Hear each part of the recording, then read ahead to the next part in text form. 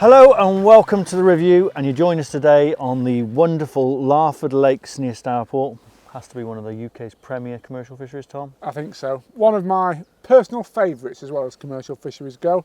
Lovely big lakes with lovely big fish, and hopefully, Dave, we're going to catch a few of them today. Hopefully, a venue that's been kind to us in some ways over the years, of moderate success, and yourself recently, but we're not going to talk about. You promised me you wouldn't talk about that, so we'll not be mentioning that all day. No, I remember you though, some years ago now. I do remember you going over on every net and weighing about 500 pounds on the old specimen.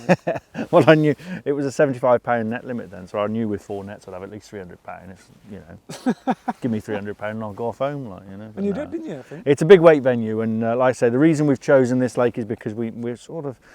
That's guaranteed bites, I think, isn't it? And we've got some kit today that we're going to put through its paces with some of these famous Larford big carp, starting with the rod, the Cadence CR10 12-foot number 3 feeder rod, and we've matched this with the Cadence CR10 5000 reel. Lovely. So we've got a bit of a Cadence thing going on the rods and reels, and you've brought to the party some right little goodies, haven't you? I have. I've bought 3 new Fjuka Bait products. We've got the pop-ups, we've got the wafters, and we've got the Carpos. Carpos. Which are 3 new, totally different baits that I'm going to have to sort of take a step back on these. I'm very biased. I've been promoting these quite heavily recently. So Dave, I'm going to let you have the say on what you think of those. But I personally think they are revolutionary baits when it comes to carp feeder fishing. Did you design them?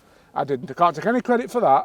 David Preston's the man behind that. Yeah. But what I can take credit for is I've been out and caught a few fish on them. So well, I'm happy with that. You know what I mean? So the plan today is we are going to sit here. We're going to obviously bag up, you know, because like saying it's what we do, isn't it, Tom? Hopefully. Not really, but anyway. So we're going to catch a few fish. Now we're going to put this rod through because we've got a 12-foot rod on a feeder rod. It's a kind of, you know, it's not going long distance, but it should have the capabilities to go. I've been assured that it's got the capability to give it a good whack. Yeah. So I think we're going to just try and catch some fish with it, see what it plays fish like.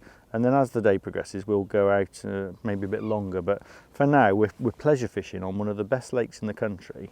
It'd be daft to be casting over them, wouldn't it? I think so. I think we have a little underarm. We've had a couple of big liners actually while we've been filming, haven't we? Yeah, you feel like it's going to go at any second, don't you? I think it will.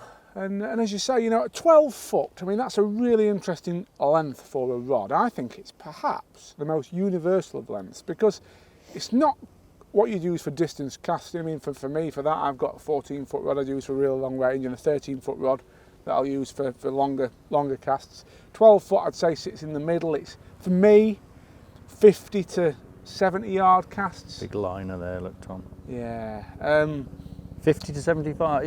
Yeah, 40 to 70 yards. I thought that's what you used the 14-footer for. Well, if I'm lucky, to be fair. But, and then obviously for your short range work or for your margins, you'd probably use a 9, a 10 or 11-foot rod, wouldn't you? Yeah. Should get some great shots today as well with our helicopter cam. Oh yeah, it's up there, isn't it? Yeah. You know a thing or two about flyers, don't you, Dave? Hey? Says he. What do you mean? I think you should cast it again, me. I think they've had you. Okay. I think you've been done over there, pal. Tell you what, it takes like all this winding, all this long distance and long distance casting. I know. So we've gone straight in. Straight in all fairness, you've not held back. We've got a pink Carpo, so the drilled boilie pellet. So it's got a drill. I've actually put it on a band because I like bands. You know, I'm a band man. Yeah. But you've got the option of that of pulling a spike, pushing a spike through it, pulling a bait band through it if you want to use a needle. As you know, I'm a simple person. I like the attire today, by the way, Dave. I must say. Why is that? I like the jacket and the cap combo. You don't look like an angler. Do you know what the trouble is? I'm sort of in between salmon fishing and match fishing at the moment. I'm still in salmon, and I dress very differently for salmon fishing. You look like a man who once accosted me in a nightclub toilet. It wasn't me. But I heard you didn't complain. Yeah, no, it's funny, isn't it? Because it's warmed up, it's nice, but there's still, when the wind blows, yeah, you still look at that plop.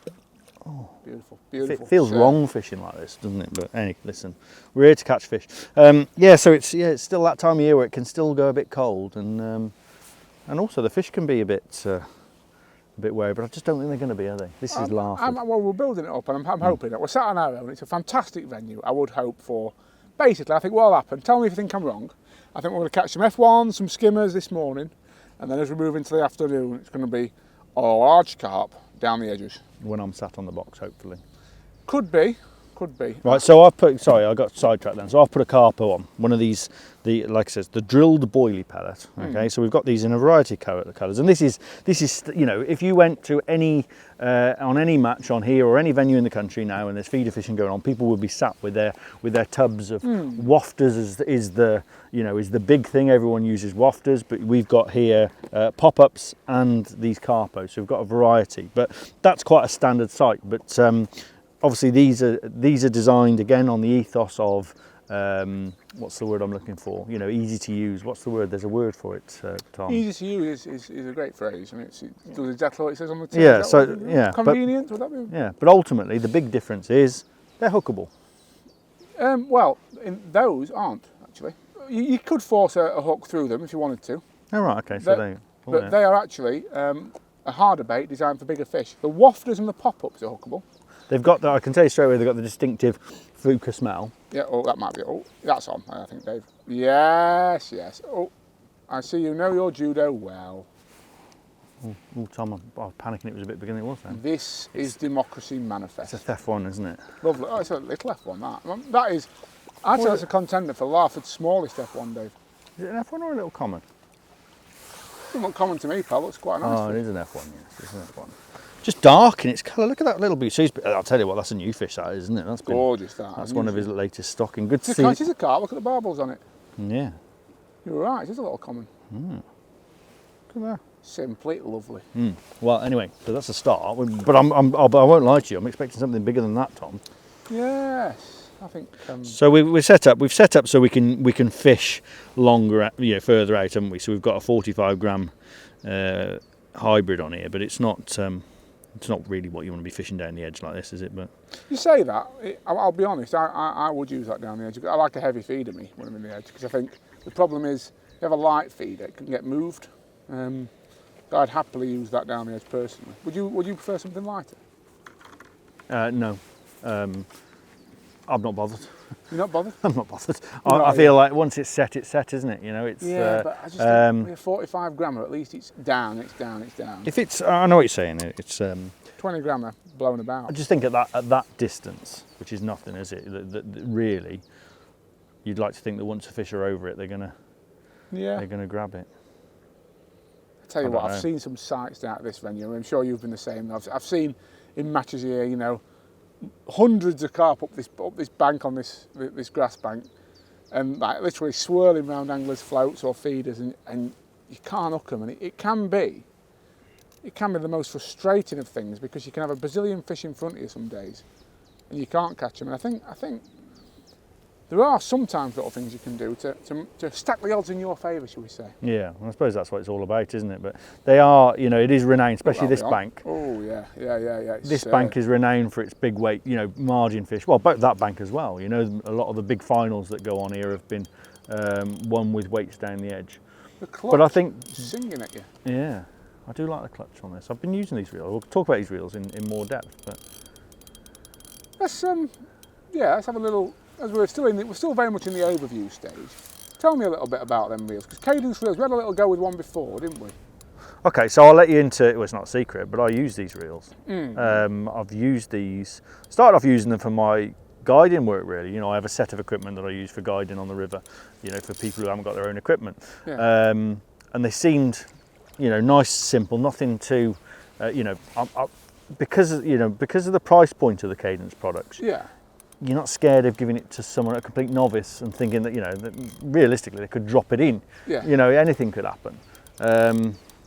So I bought, a set of equipment for that, and these reels were part of it. So I've been using these for barbel, and as you know, that's not, there's nothing gives tackle, or any kind of tackle, the hammer that a big barbel does, is there? But what I found, and a lot of the idea with these is they're actually, the reels themselves, they've got a couple of nice little features. They've been well thought out when you look at modern reels. But the biggest one that got me was the ratio on these is like a 5-to-1 ratio, which is actually in modern day standards is not it's not quick. But the reason for that is it's more along the lines of creating a tool that's economic and like a workhorse. Yeah, you know what I mean? So take high speed out of it. Think of lorry, not Formula One racing car. Yeah. Something that does the job. And when you're hauling in 5 ounces of lead on a river with a barbel on the end, you need some. You know, sometimes with like high performance reels and stuff like that, you can feel like you're having to use the rod and then wind into it. Whereas with this, you can actually wind and you can feel the power of it. Yeah. I love them. For what they are, they just do the job for me. And I think sometimes we get carried away with things being over engineered almost. And the reality is with these reels, I can cast that out. With a lead on it, and it'll be the same with long-range feeder fishing as well. And when you're winding it, you're not feeling. They look the part, though, don't they? Yeah. They look the part. They look beefy. They look good. They look well made. I like the line lay on the spool. They're not, but they, like I say, the winding in is a lot easier with them, I find. So that's what I found with them. I've been using them, and they're decent, and they've stood up to the test of time as well. They've also got now. James did explain this to me. I'm rubbish on the facts. I do research, but then I forget it. That's my excuse anyway. But apparently the way they're machined and everything inside, they could be used as a saltwater reel as well. They don't corrode. So if you drop them in the water occasionally, which I do, and if you don't clean your kit, which I don't, you can get away with it. They'll last. So yeah, I've got a bit of previous with these. But where are you on reels? What's your? It's interesting that you asked, because I've recently had a little change around with my reels. You've started using one? yeah, exactly, yeah. To give 100% honest verdict, I used dial reels for a long time. I had the match winners, or the TDMs. Now the match winners have been good. They've been workhorses. I'm saying that they've lasted for as long as you'd expect a medium price reel to last. Yeah. They've not excelled, but I've had them 3-4 years, starting to wear out now. And so I've just tapped my old mate Matt up for some of the Guru reels. And they are sublime. But the price tag that goes with them is hefty. So, this is the thing with kit nowadays. I find myself, because I'm in quite a fortunate position often, getting kit. And I'm looking at the RRP on some of this stuff and I'm thinking, how can I put this other than to say, would I actually spend the full RRP on that item of tackle? And they are, them Guru reels up to now, I've used them here on the final. Oh, that one's on as well. They're the best I've ever used, Dave. There's no doubt about that. But good action, that rod. It's lovely, isn't it? But are they worth the money? Only time will tell. Because the thing that will define whether they're worth the money is how they perform in 3, 4, 5 years time, won't it? Because that's the only reason you'd spend 300 quid on a reel, isn't it? Let's be honest. Okay, and so take my my situation for instance. Nice F1, isn't it? I was looking. I didn't need one rod and reel. I needed 2, 3. So you've got to look. So I've got what you'd get. I don't know the price point of the reels you've just bought, but if I was to get, £300 plus. Yeah, so I get 3 reels for one of those, which might not last as long. We don't know. Well, what's the RRP on them? £119. 119, yeah. So I get virtually 3 reels for the price of your one. But is it like I say, is the longevity there? Will these last as long? Will they let me down? Oh, I can only speak as a, but in my mind, when I'm paying £119 for a reel, knowing what I do to reels. And what do you do to reels, Dave? I give them some hammer, Tom. That's the reality. Winding in lead all the time is not good for them. So what I put them through, if they last me 2 years, I probably want more, but I know what I do to reels, and I just think it's if I get 3 years out of them, I'm happy at that price. Now some people might be shocked by that, but how different is that to getting 5 years out of a 300 quid reel? It's not different, is it? As long the key is though, it's the performance. It's the not letting you down. Isn't it? That's the. So how does a reel let you down? Well, I've had problems with reels in the past, and more recently as well. I mentioned the ones I've just changed before I got the Guru ones. I've had them lock, so basically you can't get the anti-reverse on. Right. So you can't actually back wind, which was problematic. And at one point, it's actually stuck, totally stuck. So I got this carp and I couldn't wind in, I couldn't back wind, and I eventually worked it free and it did it, but I was like, oh, that's no good. And that was really the catalyst to go through everything. It's not about you. I'm not one of these who checks everything No. all the time. But when something lets me down, it often spurns me into going. So then I got all my reels out, laid them all out, looked at all my match winners. As I said, some of them have had 5-6 years, you know, and they've lasted. Well, others have had up like 3 years. But on all of them, I'd got this bit of grating going on. Some of them were sticking. The line lay were fantastic, and they were mid-range reels. They weren't expensive. They weren't TDMs or they weren't TDRs or Certates or anything like that. They're sort of at the budget end of the reel market, I'd say. But I mean that sort of setup you've got there, the Cadence 12-foot feeder with that reel. I'm just trying to think of your average guy in the street, right? If you've got 300 quid, there you're going to get a rod and a reel that's up there with, you know, it's top end tackle really. It's very good, isn't it? And you can do an awful lot with it. From underarming it like this, it's not particularly overgunned. We've seen how you've landed them 2 fish. To actually chuck in, as we said, mid to long range, 50 to 80 yards. We'll see how it chucks in a bit, but it's certainly the action. The rod feels like a nice rod. I'll be on again, Tom. You're enjoying yourself then? I am actually, Tom. As you know. Oh, I pulled out that one. Look at that. I think that is the cue for me to definitely have it. No, I'm going to have one more go. As you know, Tom, I go into retirement on this commercial fishing from October onwards, and I generally start at the end, you know, the sort of start of March. We're both very similar in that regard. Yeah, but then, to be honest, I've been slacking this year. I've gone salmon fishing a lot more, and literally, I fished my first commercial match on Sunday. This is my second time on a commercial this year, so I'm rusty, and I think it's a public service of you to let me fish on a little bit more, so I get out, because I can't. Because I know you're in banging form, aren't you? You know what I mean? You're a bagging machine. You've converted into a world-renowned feeder angler. I wouldn't go that far myself. You know, I'd sort of say, I'm going to get the big pigs in. You're watching this? They're having some micros on the spot. Oh, big pigs. So I'll be getting lined up now, won't I? I can see it. Yeah. No, I feel inferior to you, to be honest. So I feel like I need to spend a bit of. I cannot hear this. Oh, big pig that. But it doesn't take me long to get up to speed, as you can see. It doesn't. Hey. Now then, you're not past it yet, are you, pal? No, hey? Not quite. You're not, are you? Was that your feeding did that? Did you like that? It was on top, wasn't it? Yeah. Well, these fish meal now, because there's something else on them. They smell a bit fishy. No, Put some oil on them. No, they're fish meal pellets, Tom.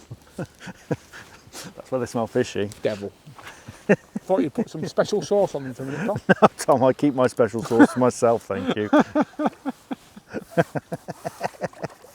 Oh, is that some early innuendo there, Tom? No! Now, hey, tell you what, if you're after an example of innuendo, I'll give you one. Go on. Straight in there. Straight in there. Tell you what, the cost of living's gone up, isn't it? Like, we come down here today, you talk about budget tackle, come down here today, £2.80 for a cup of coffee. Right? It can be like up to 15 quid for a meal, 4 or 5 quid for a sandwich. And if people don't stop moaning about things like that, I'm going to stop inviting them around for dinner. You're just a joke machine today, and you're just comedy gold, aren't you? Stop it. Right. Do you notice how when you were telling jokes, I managed to sneak another cast in, like without you? I saw that. Yeah. I will let you go now. I just feel like I needed to get into this. So I think what we should do, if you're up for it, I think we'll go through everything. We'll go through the rod and the reel in some detail. And then we'll have a look at all 3 of the baits. We'll have a go with all 3 of the baits, see what we can catch. And hopefully, as the day goes on, we're going to encounter some of those bigger carp. We've got a little bit of a used and abused again, because that seemed a popular feature, didn't it, with the fans? Tried and tested or used and abused? I can't remember what Tried and tested, I think it was. Tried and tested, yeah. Tried and tested, and then I've also got something quite special in the bag for you this week. Oh, I forgot to bring the bag. Have you got a bag? I've got a bag. Have you got a special bag? It's not just a bag. It's a Marks and Spencer's Tamworth Services bag. Not just any bag. This is M&S bag. You've got it. Tamworth Services. Yeah, Tamworth Services. Tell you what, you've got some money. You have your stop in there. I bet you filled the van up with fuel there as well, didn't you? About £2 a litre or something. Tell you what, it's not cheap, is it, that game anymore? Nothing is. Oh, that'll be on. Should we just lift into it, real genuine? I love this. This is nice, isn't it? I love just like there's no panic to this sort of fishing. Look at the action of the rod. Tip to mid action. It's absolutely lovely, isn't it? Boom, boom. So yeah, and we've got an elasticated method on here, haven't we? A Guru Safe System Black Hydro, is it? Yeah. which just seems, I think that's important with these F1s, isn't it? They do have they can be It's devils. a bream. Oh my word. We did some Fighting like an Look F1. at that. We lifted into it, did it nice, but Yeah. that's got a lovely action for it. It is a tip to mid action, that. It's not a true action, is it? Really? Yeah. Although we might be proved wrong later when you encounter 12-pounder. Yeah. Oh, I love it. I love this time. Look at Tom. It's got them. It's got its war paint on. Look. Yeah, barnacles are up. It's like it's look at it. White barnacles all over its head. It's like I'm ready. It's off into town, isn't it? It's ready. It's on a Saturday night. It's off into town. Rutting season. Right. Is that what you call it up your way, pal? In Hereford? No. You might go. You'll go, Tom. Fantastic. Right, I'm going to jump on the box then, and then we're going to have a proper in-depth look, and we'll start with the rod and reel, shall we? Go on then. You have yourself a seat. That's my seat box as well this time. We usually use yours, don't we? But you know what I mean. You've bedded that in well, pal. Think of the action that box has seen. Oh, just dread to think.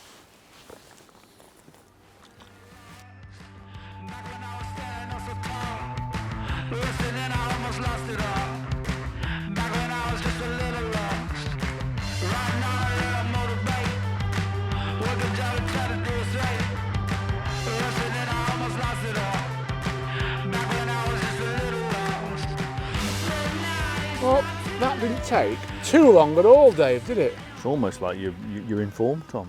You just sat on the box and it pulled round. I like the rod, I must say. It's quite nice. I'm just seeing it for the first time from this angle. It's a nice action. It is, and the rod's not bad either. No, you're gonna whack me with a landing handle now. By the looks of it. It's a large, it's a big F1. Look at that. That's got to be worth a picture. That's a proper Larford gorgeous, F1. that, isn't it? Great big golden and that is lovely, isn't it? Look at him. Soon put a weight of them together. I'm good, Anna. I am. Anna. You are, Tom. I say you're our. What have you done there? That was good, wasn't it? It's an up to Is that a itself. quick unhooking job? Yeah, you're our resident feeder. Oh, look at that. Sir. That is beautiful, isn't it? Isn't it just? Gorgeous fish. I want to do what them carp anglers do now, get a bucket of water over it, and stuff, you know, like that, and over you as well, just for giggles. Yeah, you'd like that bit, wouldn't you? Yeah, no, nice that. What? So yeah, the rods is. So obviously got that action. This is the interesting. I mean, with Cadence again, we've done it. This is only the second Cadence feeder rod we've done. We've done some float rods. Yeah. In fact, someone actually mentioned that it was like becoming like the Cadence show, which I thought was a bit unfair because Cadence have got a range of products that they want to show off. Yeah, absolutely. And they're using us to do it. So what are we going to? We're not going to turn them down and say no, we don't want. So no, and I think we've both been honest in terms of we've said what we like and what we don't like about all these products, haven't we? Yeah, and like I say, there's a point in the market for these products, and so to give us an idea of what we're talking here straight away, this 12-foot rod, number 3 rod, is 180 pounds. Yeah. It's got the same sort of spec as a lot of the other products. Yeah. They've got their own identity now, haven't they? The black and white writing, nice and simple. And James Robbins is so much a part of the brand, isn't he? How he fronts it up. He goes to the road shows. He's more than happy to be customer facing and advise people, and that's quite rare. I've actually learnt a lot off James just to talk when I'm trying to find out the sort of specifics of these products. And his knowledge of these, this goes without saying, I suppose his knowledge is good, but it is just so interesting. I learned so much about rod design, and of course it's not, it's not marketing. It's actually telling you how things have been designed and what they've been designed for. So again, with the range, like we did the pellet waggler rods last year, but it wasn't a pellet waggler. It was important. I've now got one, and but it wasn't marketed as a pellet waggler. It's an 11-foot number 3 action waggler rod. Yes. So it could be, if you want an 11-foot rod for river fishing, little river fishing or something like that, you use that rod. I use my 11-foot waggler rod for grayling fishing on the Dom. Yeah. Yeah. So it's and this rod is in that. Now, I have noticed that they are starting to now specialise.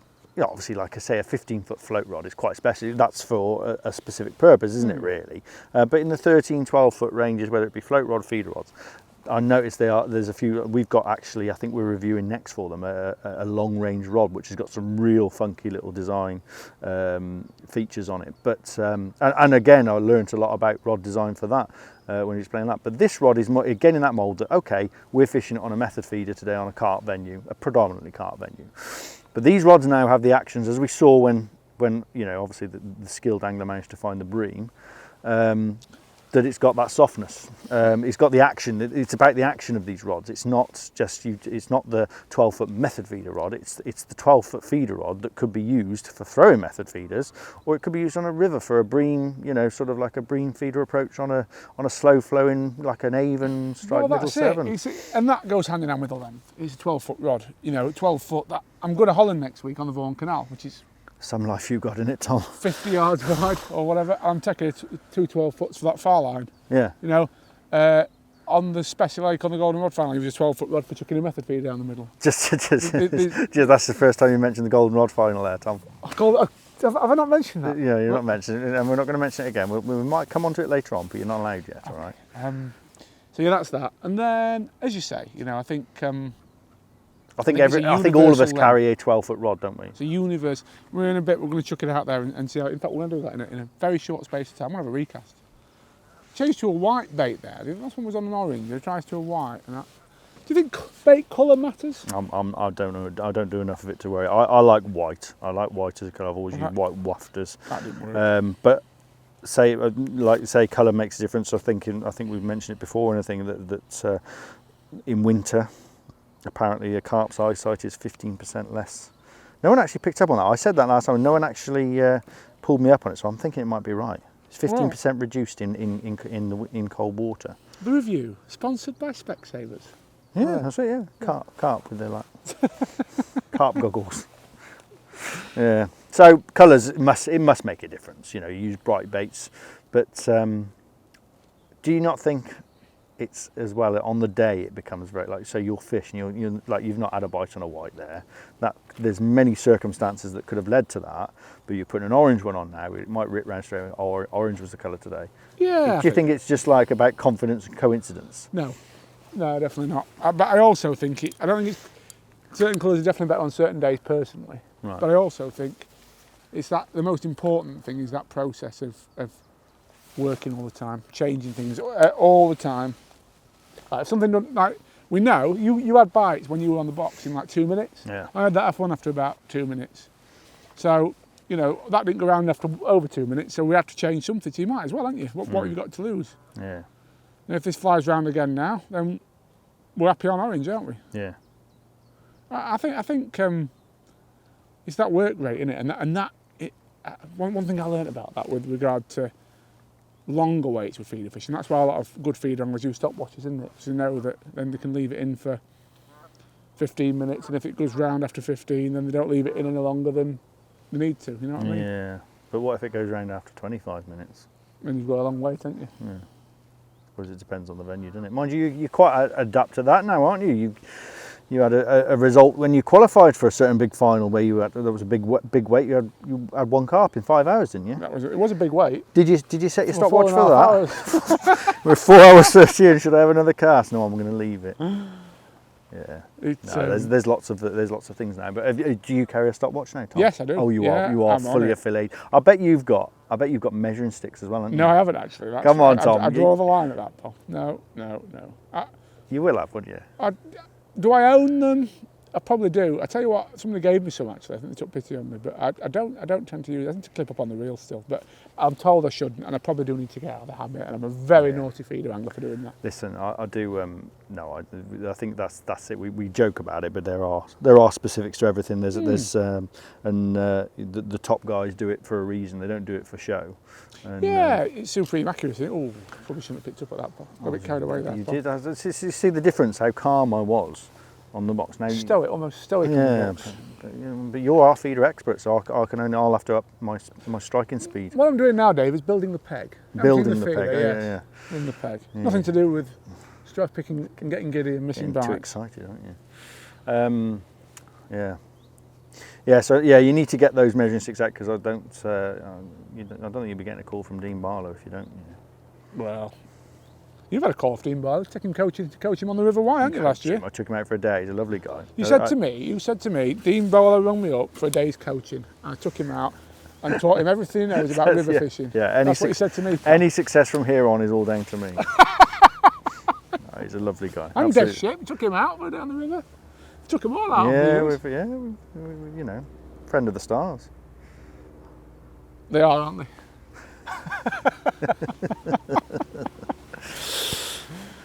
So yeah, I think what we'll do in a sec, Dave, we'll give it I'm going to catch one more because I'm not being shown up 5-2 or whatever it is. No. 5-1. I wonder if them big ones are going to show up though, because they're here. I've seen a few muching around. Have you? Perhaps we have to come even tighter for that. Maybe that'll be the.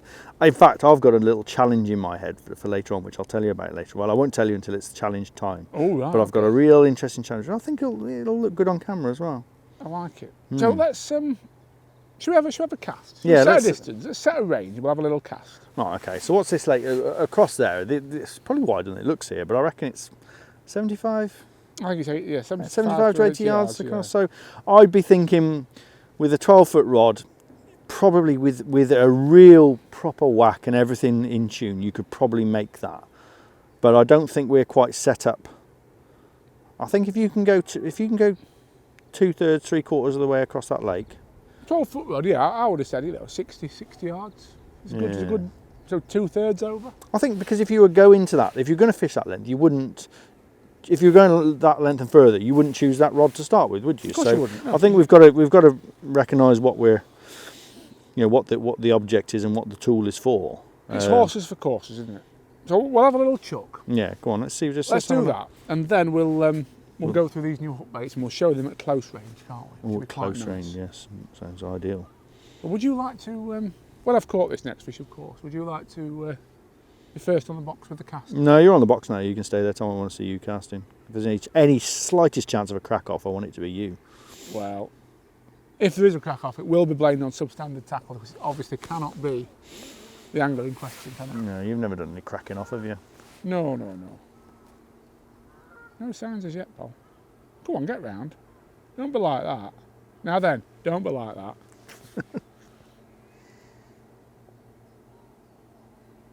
Ooh, look at that for a liner. Great liner. Definitely found on that match lake earlier in the year the importance of having a slack line. So, Really? Yeah, definitely. A bit tight. You just get so many more. You move your feeder and spook carp with some swirling out your peg if you ever said it like that. So you can just sit there and then be zzz. But we've not had any zzz yet, have we? No, we will. Ooh, that might be on. Yes. I see you know your judo well. That's a small. Is it a skimmer? Yeah. It's a lovely fish, isn't it? Yeah. And But I'll tell you. Oh, you're not swinging it, Tom. It's acceptable. It's not too small to swing, is it? We'll be editing that out. I'll tell you. Why? That's perfectly You acceptable. can't be swinging skimmers. Can't? Hand-sized skimmer. An animal. Mind you, in all fairness, on the Wye we were swinging fish bigger than that, weren't we? So. Yeah. Big up. Nothing wrong with that, mate. I don't like netting them skimmers unless you have to, because it takes all the slime off them. Protective slime, especially this time of year. And you know what? Because you made me feel a bit guilty about fish care now, I'm actually going to put him back. We're not even having him in the keep now. He can swim off, he can. Someone will only complain, Tom, you know. Can't believe you put a hook in that fish's mouth. I know. I really think it was the name of the game. Yeah. So we're going to load this up now and we're going to whack it. We're going 60 yards. Yeah? Well, yeah, I think, Leah, let's go for a gentleman's 60 yards. Gentleman's 60, okay. All right. So we're going to get it out there. I'm going to estimate that in turns, put the clip on. We'll set it at that and then we'll both have a few chucks and just see what we make of the cast in action. And we'll actually talk, while we're doing that, we'll talk about the reel as well, because there's a few little features on that I've noticed are quite interesting. Can I flag something up straight away? Go on. Look how close them two rings are together. Yeah, I want to know why that is. There's a reason for it. I should know that, shouldn't I? Well, you did interview James, I didn't, so I would hope that you had turned up prepared today. Yeah, well, I've been with on the information we need to do the job. I've been on holiday. I've been a little bit slack. But I think the rods have changed, haven't they? The design, like, so we're seeing things on rods that we didn't see before. Like that bottom eye. I know that's one thing that I've spoken to James about, is that's further up the rod than it used to be, if you know what I mean. Because the reels have changed. We're using bigger reels. Got so you. the line Makes peeling sense. off the reel is no good there because it's creating drag. So everything is about a smooth smooth reduction of that drag Got you. as you're casting. Right, Tom. So just a nice gentleman 60, please. Gentleman 60. Coming right your way. What pound line is this, by the way? It's £8. Carefully calibrated strike based on £8 line. Yeah, okay. 60 out in 2/3, don't you? 3/4. Give that a whack on you, eh? Tell you what, that seemed to fly all right. That's gone. 60? Yeah. It's close. I'll tell you, whatever it is, right? It did that with relative ease. I'm putting the clip on, pal. Oh, yeah. So just to talk about that on the reel side of things, the clips. I noticed it was when that reel has the spools on reels. I've got 2 clips. I don't know if is that a modern design. Have you got that on other reels? Do you know what? I've never counted. I don't think so. So you've got the option there of if you wanted to, like at the start of the match, clip up at say 80 yards, and then set a clip at that, and then clip up at 60 and fish 60. You've always got the option of unclipping and going back up to, going for the long shot. That makes sense. I mean, you couldn't do it the opposite, by the way. No. You couldn't go from 80 back to 60. But I just do that. To be honest, I mean, it's a nice idea, no problem with it. But on all my other reels, I just do that on the same clip. Do you? Like, I'll happily. Yeah. No, I've done that. I'm just trying to think of the advantage to that. The advantage of having it on second clip. And they are those clips as well. They've got a I don't know what material it is, but it's got a buffer on it basically. Teflon, yeah. So basically, it's not gonna wear you if you're hitting the clip hard. Something you probably don't have a problem with. It's not gonna wear and damage the line at the clipping point. The line went on that nice and smoothly as well. No problem. That's something that really gets my goat when you can't get the line on the clip. And they're a round clip, aren't they? It's not like there was a spell where people started doing like sort of triangular shaped clips and weird like that. And they're also the clips as well are flush with the spool, so there's no chance of anything catching on it or whatever. Because I've seen that happen before. No, absolutely. So there's some there's a bit of design thought there anyway. Well, we're not leaving this in too long. I'll be honest, Dave. I don't know what you think. I don't know how much we're going to catch in this deep water today. So it might be a case of some quite quick casts now. Let you have a go at the cast and see what you think of the rod and the reel. I mean, to me, that was perfectly acceptable. It's not. I felt there was some more in that, wasn't there? You gave that a good whack, but you could push it a bit more if you had to. Yeah, but I would say you've just hit the optimum length for that rod. That's what this. I think that's the distance this rod is right for. We'll give it a second and we'll count the turns back and we'll see how far it is. Was that you getting a few excuses in earlier? So you're not going to get a bite on this one? I don't think we will. I think you might be right, but I think if I then go and get a bite in the deeper water, I'm going to make you look very foolish. If that's all you've come here to do today, then you're a target now. You're a big hitter in this feeder game. Big hitter. You're going to be taken down, like, you know what I mean? Feeder flinger, aren't I? Yeah, you are. Right, we'll worry about it in a minute, pal. We'll keep the margin primed though. There was one just down here a minute ago. Were there? They're right in there now, are they? No, down here. It was down here. Oh, in there. I'm going to put it there. Absolute slag. Can't say that. Right. Let's count it. How many turns do you reckon it was? I mean, let's have a look. Did it tell you how much on a turn? No. It's 5,000 metres, 50 centimetres. No, it doesn't, does it? You're asking the wrong person. Yeah. I really don't know. Let's have a little count. So my one clip of 2. 1, 2, 3, 4, 5, 6, 7, 8, 9, 10, 11, 12, 13, 14, 15, 16, 17, 18, 19, 20, 1, 2, 3, 4, 5, 6, 7, 8, 9, 10, 11, 12, 13, 14, 15, 16, 17, 18, 19, 20. Why did you have to do this every cast? 50. Only 56 turns actually. So what would that be then? We'll have to work it out. We'll work it out and put it on the screen now. It seems about right for this length rod, doesn't it? Yeah. Go on then. Oh, I'm having a whack now. See what you think of that.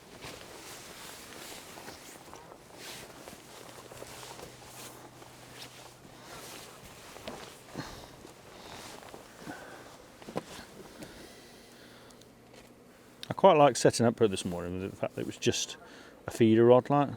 It's not going to take as long to pack up, is it? No, there was no poles or anything like that, and I thought I quite like this. I could get into this feeder flinging. Soak a few micros. I found myself the other day though. It's like every kind of fishing I've found. Have you done much dedicated feeder fishing other than on the Y? No. Oh yeah, years ago I used to do a lot of bream fishing years ago, Earlswood and places like that. Did you? Yeah. I somehow, I used to laugh at these people with 5 and 6 rods set up, and I thought, how do you do that on a feeder mat? Surely it's one rod. Yeah. And the other day I did find myself with 6 rods set up at Holcroft in the feeder masters qualifier. And what were they to cover? Oh, You bossed that, pal, haven't you? fucking hell, I'll tell you what, I said there was a bit more in it, didn't I? I can't leave that out there, Tom, because it just went so far, it hit the clip so hard. It did, didn't it? So, I'll tell you what, that was going to the far bank, that was. all right, I'll take the clip off for now. Let's have a whack with it. Let's do that. Show us what you're made of. Not only have you come dressed like a thug, it appears you're casting like one as well. Thug? This is high class gear, mate. I'll tell you what, I could be accepted in any high class fly Working fishing man's club in establishment. South Wales. Oh dear, yeah. Turn up in a bit of Burberry or Stone Island or something like that, I look like a proper thug then.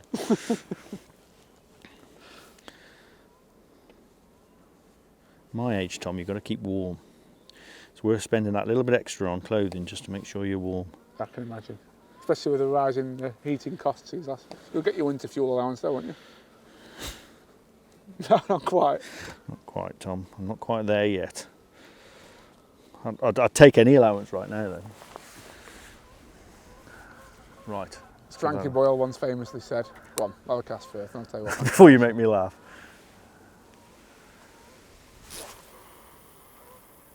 Thing of beauty. I didn't like the way Went that in landed. like a Yeah, that was just. Bag of spuds. I reckon that was about five metres off the far bank. 5 metres. Are we saying that was a gentleman's 5 metres? Yes. Yeah. 5 metre line somewhere on the 13 metre line, something like that. From here it looked that way, Tom, but you know, at the end of the day, my eyesight isn't what it once was, as you can tell. Yeah. There's a chance of a pull there, don't there? Yeah, it's well, it certainly chucks it, doesn't it? You know, I feel like if I was chucking that distance every cast, I wouldn't be using this 12-foot rod. No. But we give it a good whack anyway. Well, you've pushed the boundaries, haven't you? So what are your understandings of feeder rods and design and eyes and stuff like that? Well, there's a couple of things with them.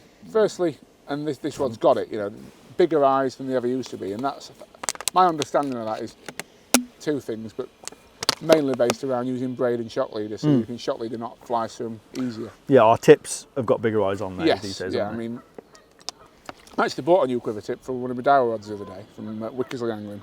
It was 46 quid for a tip. for a tip. Mega top tip with big eyes, but it's worth spending it because once you've actually had them tips with big eyes, they are better for that kind of fishing. Yeah. That's important to point out as well. I say there's never any, despite these rods. I mean, this rod is £180. Yeah. So it's not a cheap rod, but it's not top. You know, that's not like top end. It's a good price to pay. You know, it takes some thinking about. You know, you've got to consider that as a purchase. But it's got top quality Fuji eyes. You know, it's not like it's skimped upon in any way. No. It's a nice. I must be honest. The more I'm seeing of it, and especially with the fish playing action, the more I like it because I think if you have too many eyes, obviously it'll hinder your casting ability a little bit. If you have too few eyes, it hinders your fish playing action because it don't keep the line married to the blank enough and don't give you that nice true action. Now look up the top end there. There's 1, 2, 3, 4, 5, 6, 7, 8, 9, 10, 11, 12, 13, 14, 15, 16, 17, 18 eyes on, or there's 19 eyes in total, isn't there? And there's 18 on the top 2 sections of the tip. Yeah. So it has got a lot of eyes up there, which suggests to me it's everything a 12-foot rod should be, i.e. it's made with playing fish in mind, not so much chucking miles as you might do with a 13 or a 14-foot rod. Yeah.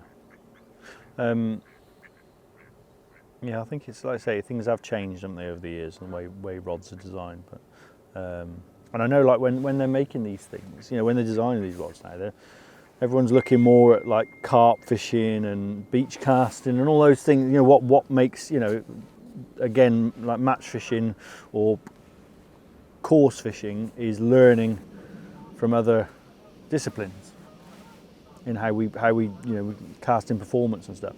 And I know one thing that I've spoken to James about was the like what you said about the action of the rod. This has got, as we've seen already from the fish we've caught, it's got a fish playing action, which would be good if you were catching bream at range, skimmers at range, carp at, it does that whole thing. And there is a tendency with rods these days, some rods are like designed as casting rods, Yeah. but they've got no action. Yeah. So it's like, so a bad caster, or not a bad, but someone who's not done a lot of casting or whatever, can actually cast a long way with the rod. Yes. But when they hook a fish, it stops. You know what I mean? You've got a tip, and whereas these Totally. rods do keep their action right the way through. Well, there was a lot of rhetoric, wasn't there, at one point about this sort of casting. Who can chuck 100 yards? Who can do this? Who can do that? And everybody wanted to be able to do it. So as a result, big reels came in fashion and big powerful rods came in fashion.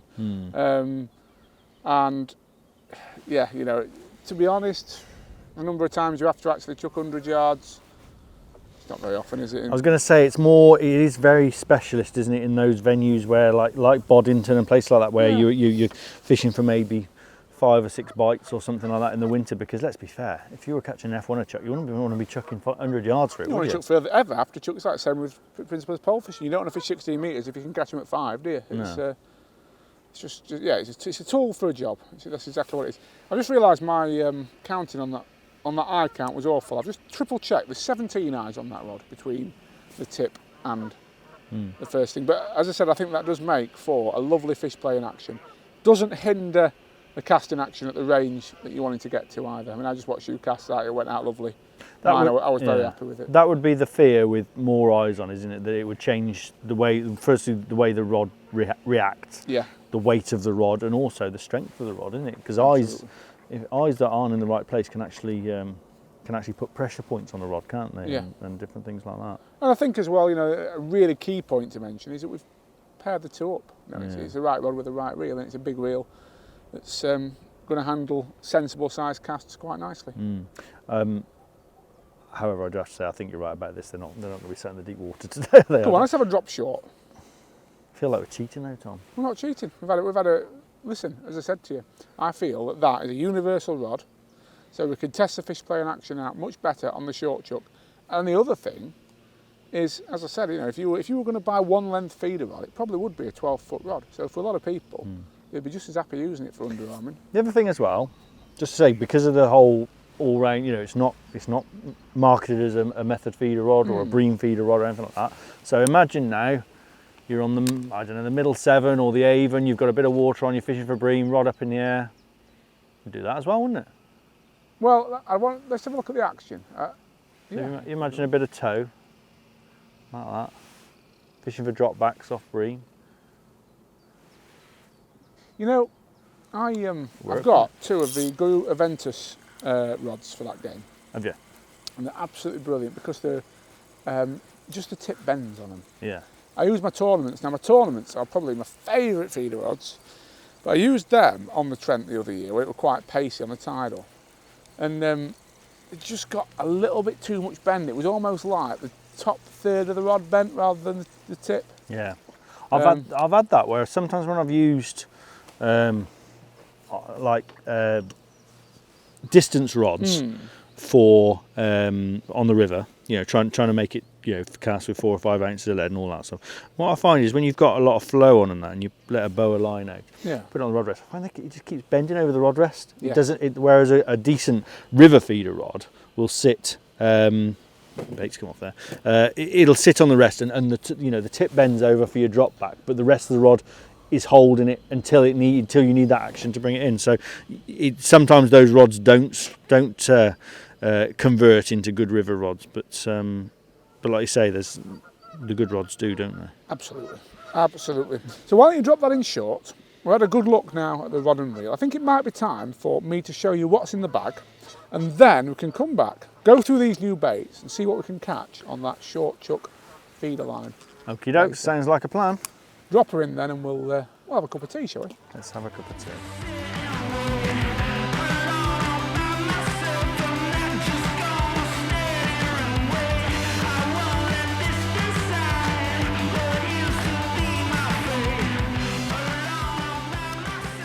So Dave, what's in the bag this week? Well, it's my turn, so I'd like to invite you to stick a long hand into the bag and pull out the contents. Oh, it's hard. It's hard, Tom. What did you expect? Expect a soft back from me? Tommy Pickering, Born to Win. Do you know I haven't read this book? Oh, he signed it for you as well. It's an absolutely brilliant book. It's a brilliant read. The thing I like about it most, and it's not. I don't actually want to talk about the book at all, but being as you mentioned, it's the obvious elephant in the room. It's really nicely done because every chapter's only sort of 2 or 3 pages long, so you can sit on the bog, read a couple of pages, and it's a really, really nice read. But it's actually the subject, Born to Win. This idea of winning that I want to talk to you about. Right, okay, yeah. Because I've really enjoyed working with Tommy over the last year or two. And, you know, it's a real key theme with him. And talking to him about how he fishes, how he looks at his fishing, and understanding what it takes to win has been really, really interesting. Yeah. And it's actually made me evaluate myself a little bit and the fishing I do. And I thought, because you're very similar to me, you're a man of many coats. Salmon angler, commercial angler, river angler. Jack of all trades, master of none, I think is the term, Tom. No, well, or maybe, master of some, perhaps, maybe. Perhaps, you know, this is the accusation that could be levelled at the likes of yourself and me, you know. So I suppose it was that subject I wanted to talk about. Do you think it's possible for an angler, and myself and you would be prime candidates if it is, to spread themselves too thinly over too many venues, and by doing so miss out on the single-minded, aggressive nature you need to actually win big events? Right, okay. I'll just hook this fish while we're on. There is definitely... Skimmer. I'll tell you what, you've got to be good to find the bream, haven't you? There's definitely... I was being careful how I lifted that leg, because the pole is between your legs, and I could severely damage your future. The cameraman's told me I can't move, so I'm not moving. Right, okay. All right, well, I'll enjoy that. So yeah, there's definitely people like Tommy. They do have a mentality, and I've actually seen it up close, which I'll divulge in a minute. But there is a, you know, if you look at any sport, you know, winning is a mentality thing, and if you look. Without being controversial, there's certain characters in angling, because that's the only sport we can really talk about with any authority, because that's what we're in. Yes. You know, I was lucky enough when I was young. I played all sport, like cricket, football, rugby. I was, you know, I wouldn't say I was useless at them all, but I wasn't very good. Yeah. Never good enough to get to any level, you know. But I enjoyed them, loved playing all sports. But again, with that, you know, with people who get to the top, there is I think there's a famous quote someone put that, you know, there's a selfishness. To be successful, you'll be selfishness. And if you look at angling, some characters are maybe not the most popular. No. But they're quite often the best anglers. And it's not probably nothing to, they're probably, you know, when you, quite often the case, when you get to know people, you realise actually, no, they've just got this mentality. And I have taken that approach in the last probably 10 years. I've looked at people who I thought were just a bit sort of pig-headed and stuff like that, and I've realised no, they're winners. Yeah, I can actually, and Tommy's in that category. I wouldn't say I don't like Tommy. I just don't know Tommy, you know. But I think, because maybe that northern, you know, that sort of that sort of hard northern exterior, he comes across as being a bit, you know, a bit sort of harsh. Not these days. I think he hasn't. What was that? I thought the opposite. He has maybe mellow with it, but you know what I mean. But there's a winner in there, isn't there? And I wouldn't like to stand in his way. That's what I'm saying. If there was a way I was going to affect Tommy winning a match, even by beating him off the next peg, I wouldn't like to see that, because I think there is something inside. And I've seen it with other anglers where I thought, God, you're quite sort of ignorant.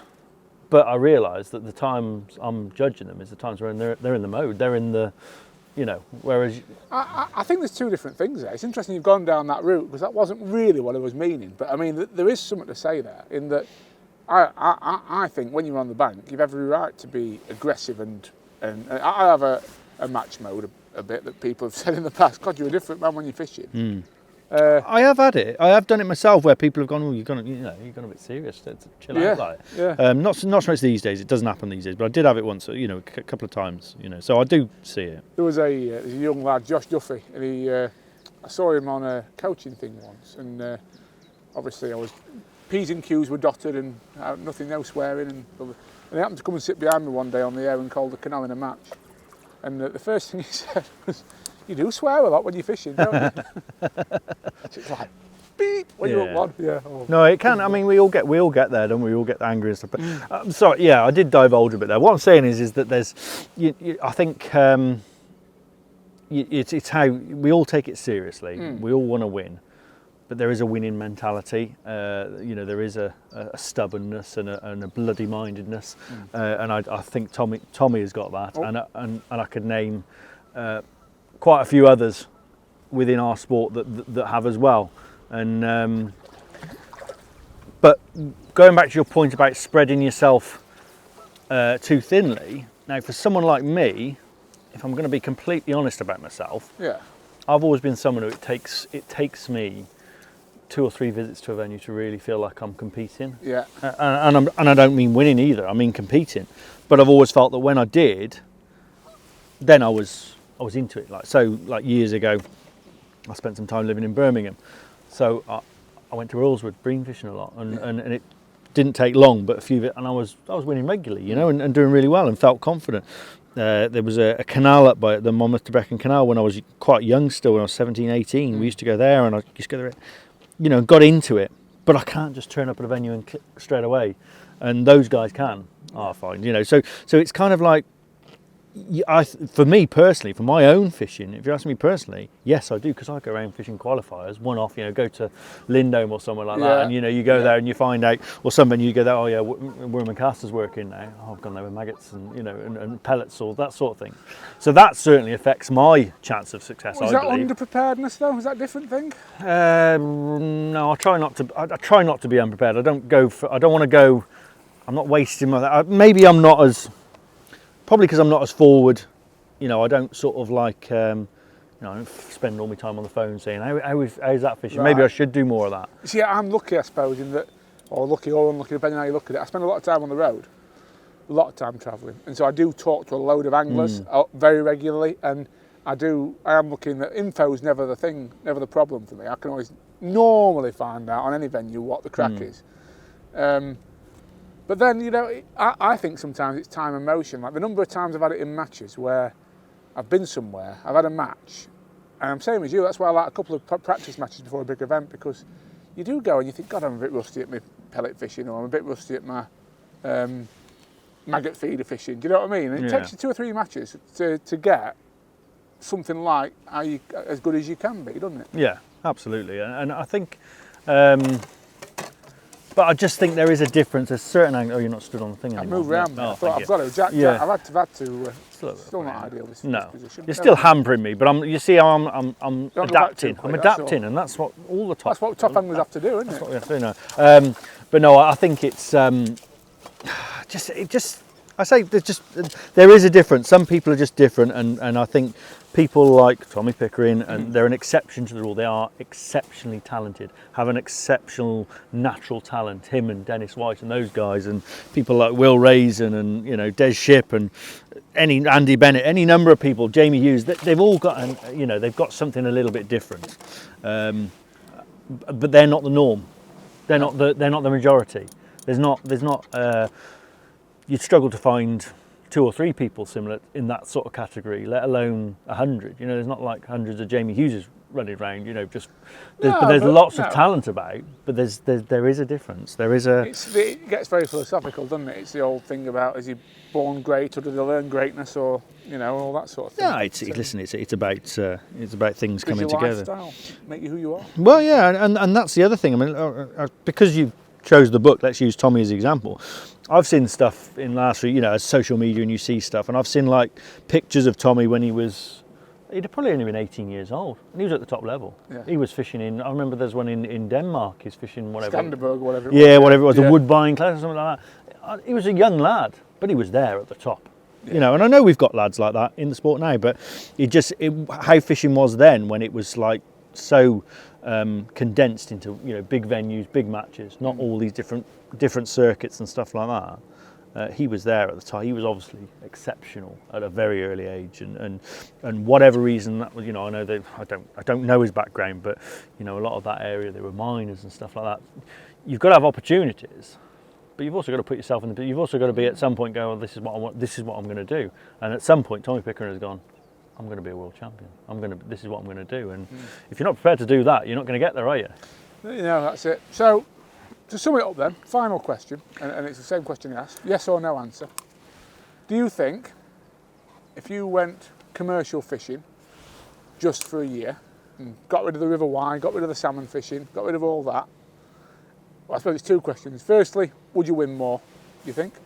And secondly, would you enjoy your fishing as much? Right, so it's a simple yes and no. Yes, I would win more. If I came to this venue alone every week, I think I'd turn, you know, some of the results where you've had a second or a third overall would have been wins. Yeah. But would I want to come here every week? No, and this is a great venue. We know it's a great venue. I love coming here. I've had some of my best moments in angling here, but yeah, I wouldn't enjoy it as much. No, I think that's a good summing up. I think sometimes in this sport, being single-minded is what you need to win, but there is a real quality of life which I think we both enjoy by having variety in fishing. Absolutely, as well. And that's what fishing is, isn't it? Like I say, we're match fishermen because that's what we choose to do. We like match fishing, but I like pleasure fishing as well. I'll probably do a lot more of it than you in different things. But ultimately, we go angling to enjoy it. It's a bigger one. That's a big pig, isn't it? It is actually. We'll just slacken them off a little bit. We go to enjoy it, and I think there are quite a few anglers out there who go match fishing and match fishing only, and they are out to it. And if I'm, again, without trying to be controversial, I think the people who I dislike in angling, I don't go around disliking people, but, you know, but the people you think, oh, I'm not really sure about you, are the ones who are trying to get to the level of, you know, and they've got no variety. They could actually do with going out and doing some pike fishing or something, just to get a perspective on what it is that brought us here in the first place, which was ultimately catching a fish. None of us started by winning a match, did we? No. So I think as well, you know, it's weird because I grew up reading Match Fishing magazine as a very young match angler, sort of 16 to 20 when I first got into it, really. About 20 years ago. It is actually, really. Like then it was Darren Cox, John Arthur, and a Des Ship. I remember being amazed one weekend when Des Ship won a match at Woodlands at Thirsk. I think it was a Drennan Super League round or something. And they went the day after to Railway on the Neen and won a massive match on the Neen. And like hemp fishing one day, you know, carp fishing the next. Yeah. And that was what I wanted to be. Like the Drennan Knockout Cup was the event I wanted to win because it was the test of an all-round angler. And I remember reading editorials by Dave Harrell and saying that, you know. Yeah. And it shaped me really, and so I've never wanted to be a one-trick pony, but I do think now, I'll be 100% honest, it does cost me results. Yeah. I must just share a small story about Tommy, which I said I was going to do. So I was involved with the Fishermania final, where Tommy famously finished second to Neil McKinnon. Yeah. And when I say I was involved, I wasn't actually in the final, I was in the final the year before. Yeah. And I got asked at last minute to sit behind my friend Steve Seaborn, whose runner Richie Hoskins had actually qualified for the final, so I had to step in and you know, sit behind and do the net duties and what have you. And we sat, and Tommy drew in front of the Sky Studio, which was always renowned as not a great area. Yeah. And I remember on the Friday night, you know, they do the live draw on telly and what have you, and Tommy was, they wanted to interview Tommy. Obviously, he was one of the biggest names in the final. Look at that beauty. Lovely. Lovely condition, aren't they? They're lovely fish, aren't they? We'll put this one back, Tom. There's no need to put these in the net, is there? No. And so they're interviewing Tommy, and I remember I was stood watching as they were interviewing, and they said, Tommy, what's your prediction for tomorrow? What peg's going to win? And he went, I'm going to win from peg 5 or whatever it was, 13 or something like that. I'm going to win from peg 5 doing this. And people laughed. He went, why are you laughing? What is the point in me being here? You know what Tommy's like, he always give him a bollock. And he doesn't mean it like a bollock, but he said, what is the point in me being here unless I believe I'm going to win? And the match started, and it was Cudmore could be like that, you know, it was a bit moody and what have you. And he fished method feeder to the island. So a couple of hours into the match, Tommy started catching a few. He wasn't prolific, he's just catching on method, fishing it beautifully as he does, you know, setting his trap and waiting. Patient, you know, I don't know whether you must have seen it, he's got a style where he sits, you know, he sort of sits watching the rod, and, you know, like that, hand on knee, I'll break the rod. Yeah, it's nothing like that. He'd give me a bollock. One of these normally. This is the classic Tommy pose. Yeah, it's literally just waiting for it. He knows it's going to happen. Yeah. He's not fretting. He's feeding other lines, and I was watching him. I was able to watching him, and you watch it. He starts catching, and no one's catching. The venue's switched right off. I thought this is meant to be. This is Tommy's day. Because I think it was his first fish show final. I don't know how many he's been in. He might have only been in the one, but just thought he's got in one Fisher final. He's going to win it. And it was almost like there was an inevitability to it. And watching, and then going into the last sort of half hour, suddenly there was a bit of a murmur going around, and Dick Clegg was stewarding, and he's on the walkie-talkie. He's going, Neil McKinnon's catching. He started catching shallow, and then it was literally like 5 minutes of the match left, and like there's something came over the radio, and I said to Dick, I said, what's going on? He said, if Neil McKinnon catches one more fish, he'll win this. And then all of a sudden there was this excitement, but also the realisation. You could see Tommy was starting to sort of shake his head, and he knew what was going on. And sure enough, Neil won the match. He caught shallow in the last half hour, won the match, and became Fishermania champion. And fair play to Neil, lovely guy Neil. He comes here a lot, and he's good fun. Neil, I like him, and he fully deserved. But I felt sad for Tommy because he was there. He had Emma behind him. It was just like almost just the perfect day. It just didn't quite happen, and it was only a pound in it, but it was one of those moments that I remember. I was nothing to do with them, I was only there as a runner. I wasn't qualified, but I was glad I was there because it was quite an exciting moment, and it involved Tommy. So like say a born winner, born to win. And that day I thought he was going to, but he didn't. It just goes to show, doesn't it? It does. But it was that mentality in the first place. It was, I'm going to win. I've drawn peg, why not? What's the point in me being here if I'm not going to win? If I don't believe I'm going to win? Absolutely right, and that's what winners are about, mate. Definitely. And I'm going to win now by catching a great big horse of a carp. Oh, is it your go again? It's my go now. And now we need to look at your little pick, basically, on yes. top tackle. Yes. Let's do that.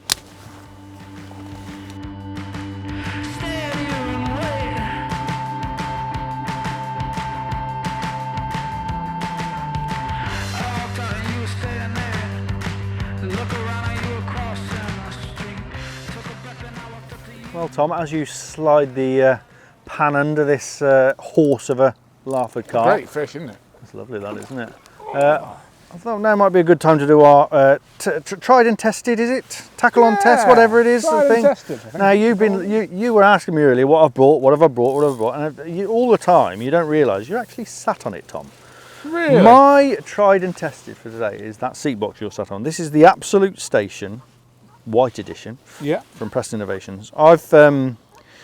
I've had a lot of different boxes over the years, and you know me on the river when I'm sort of a bit wilder fishing. You have your stool, don't you? I have a little stool. I like something just light and lightweight. I don't need it, but you cannot do that with when you're long pole fishing. You need a foot plate. You need a sturdy base. Now you've seen the way I treat my equipment. I'm not the most caring. I don't clean it. I don't do anything. And the same will be said of the boxer you're sat on. But that's now 6 years old. And it's been in and out of my van. It's been on all manner of venue, rivers, lakes, lots of commercials. And I can genuinely say there's nothing I've had to replace on it. Nothing has gone wrong. Not a clip on the, these clips on the stacker system, the screw wheels, anything. Nothing slips. Everything. I mean, I've noticed some of the legs are quite worn where the screw wheel the thumb wheel has gone into the thing, but they've not let me down. No. The foot plate's all smooth, it still does it, and it's one of those ones that are big, judging by my own standards, I think, how has it lived with me for 6 years? I can't remember what I paid. I think it was around £600. Yeah. Which is, I think, about what they were new. And I know there's lots of fancy boxes on the market now, and lots of different designs, but I look at it and I think, God, that was bloody good value for money. And it's still, I can't see me changing it yet because it's kind of, the seat's all right. And even if I wanted, I could probably replace the seat if I needed to. But yeah, so that's my tried and tested. Is it comfortable, Tom? Do you feel comfortable? Well, I'll tell you what, I can definitely feel, as you'd expect with any box at 6 years old, I can feel where your arse is bedded into the cushion, mate. And your arse is slightly smaller than mine, so I can feel... You're more of an expert on arses than me, Tom. Well, I can feel the old indents in the cushion. But I suppose the questions I'd ask you, mate, just to sort of support you really with it, is things I tend to find go wrong with seat boxes in the past have been drawers, for example, not opening properly when you sat on them. Does that Does that happen with this? Not really. No, only if I haven't loaded it properly. You know, if I've like shoved too much in there. So if I want to just go got a spool. inside there, yeah, that's that's fine, isn't it? Yeah. What about the legs? Do you ever have the legs slip? No, or? not at all. That's the one thing I'm surprised at, because, and it's actually because of the design of the legs. The inserts are whatever material they are, but basically the screw does embed into them a little bit. Yeah. So they are wearing, but they've not given it. So there's no way, they've almost got better with age, because there's no way of it slipping because they're embedded when you do the screw up. Yeah, I've just never had a problem with it, and I'm not had to replace anything. Literally nothing at all. That is a glowing endorsement, because you do fish a lot, you know, and as you say, I mean, it looks good. It's a nice piece of kit, isn't it? It looks the part. It might be a different story if I took it on the Y in the winter, you know, and it got all that mud and crap on it all the time. But genuinely, I can't even remember like putting a bit of WD-40 on the screws or anything like that. You've never done any of that, really? No, because I've got a life. You know what I mean? Life's too short for sitting putting WD-40 on seat boxes.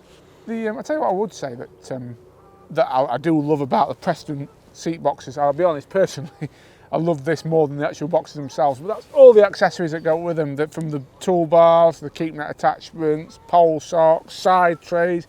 It's a proper range, isn't it, of stuff that means you can be set up so comfortably to match fish. I mean, feeder arm, for example, we've got that there. Yeah. No, it's all. It does what it says on the tin, doesn't it? But it just purely from my point of view, for you know what I use it for, and it's just the fact that it survived me, I suppose, more than anything to do with fishing. It's the way I am, and yeah, it was only the other day I really looked. I thought, crikey, that's 5 or 6 years old now, yeah. And yeah, and here we are, sat on it, bagging. It's got a proper angler sat on it now. Well, you know, I say proper angler. I don't. Missed a little indication, ain't we, having a little drop? Oh, that's why. He's nicked me up bait, hasn't it? The devil. So something had gone wrong. So while you're on, I've got a feeling I know from what you brought over. I know but what's your tried and tested today, Tom? Well, I'm gonna have to get this back in before I can show you, mate. But it's, right, okay. You're not good at multitasking. Oh, I can't multitask. You get to my time of life, pal. It's one thing at a time, you know. Putting a little wafter on this time, something different on the band. Right.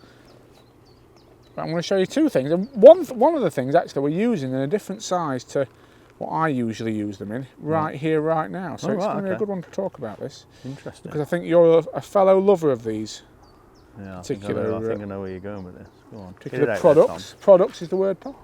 Keeping it very open-minded for now. Let's go in. Let's go in there. Let's go down there. Right. She's going there, mate. Get them lined up. So. Right, come on. Are you ready? Yes, I'm ready. You sure? Hit me with it. Let me get myself set up, pal, first. Hold on, we've got a little bit of... Yeah, we're there. In your own time, Dom. Yep, can't rush, mate, you know me.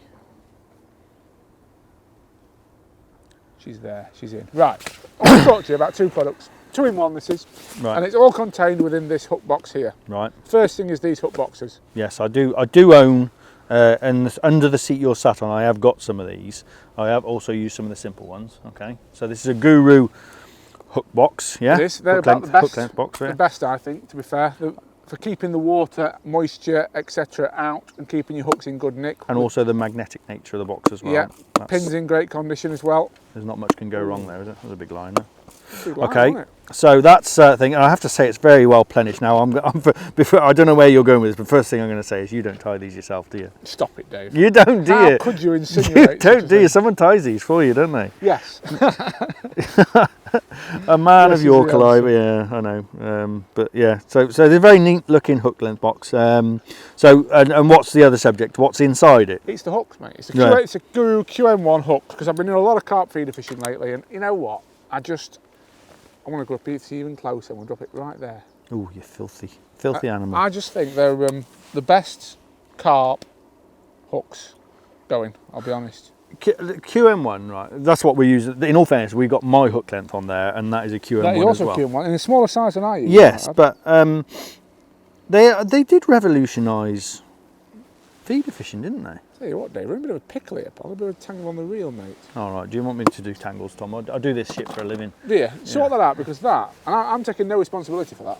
Well, it was you that cast it out. You have loaded the line terribly, that's all I'm saying. Tell you what, you sorted it out, haven't you? Is it your first time on the bank? Have you moved the feeder? No, I didn't even do that. Look, there's one on there now. Look, Dave, not nearly. bad coaching that.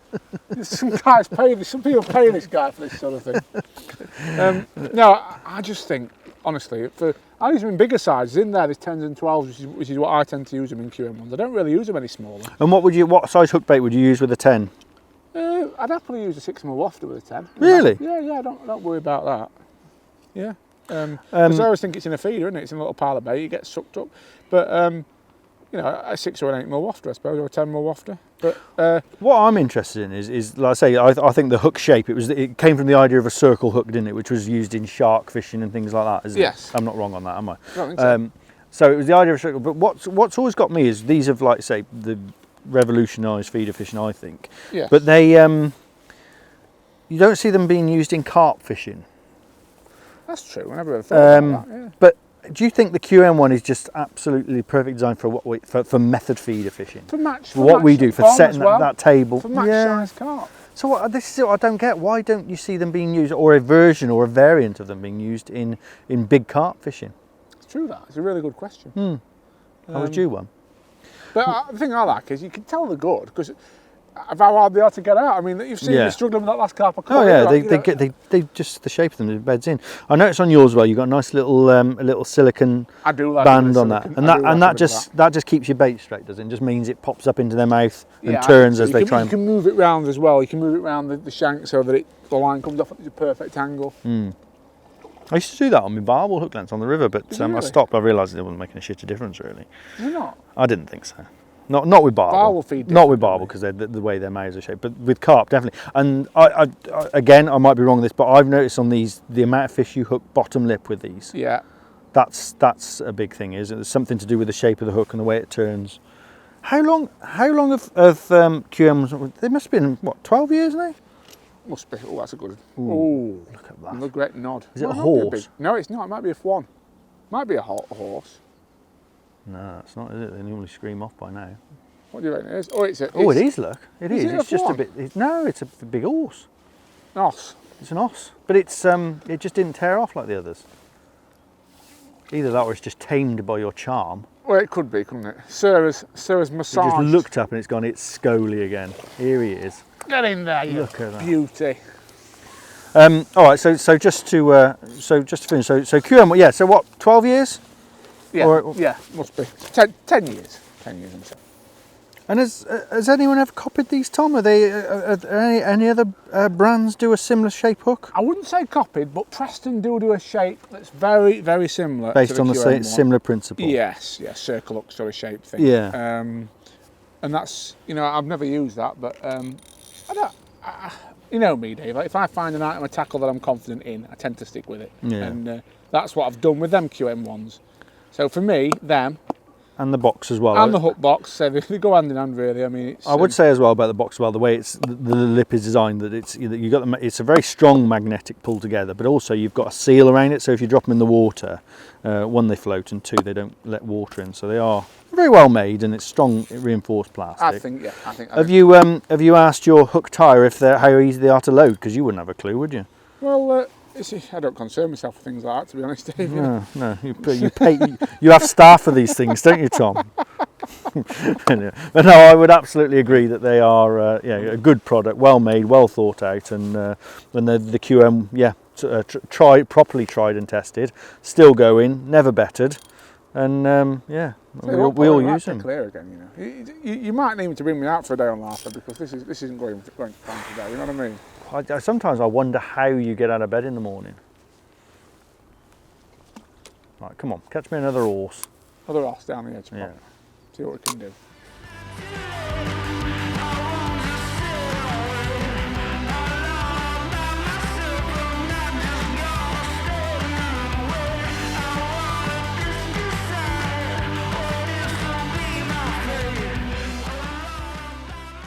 So then, Tom, these new baits. Fjuka, we've got, you got the three. We've got pop-ups, wafters and carpos, and the carpos are the only one that are not hookable properly, well, as in soft enough to hook. They are, to be fair, we don't market them as hookable because they are slightly tougher than the others. You could actually, if you get them straight out of the packet, you could put them straight on the hook if you wanted to. But once they've dried out a bit, you can't. And they're not really designed for that. They're a tougher bait that are used to catch bigger fish. And they're the same, I said earlier, they're the same smell, you know, they smell like Fjuka. That smell. What is Sensate? Yeah. What is that?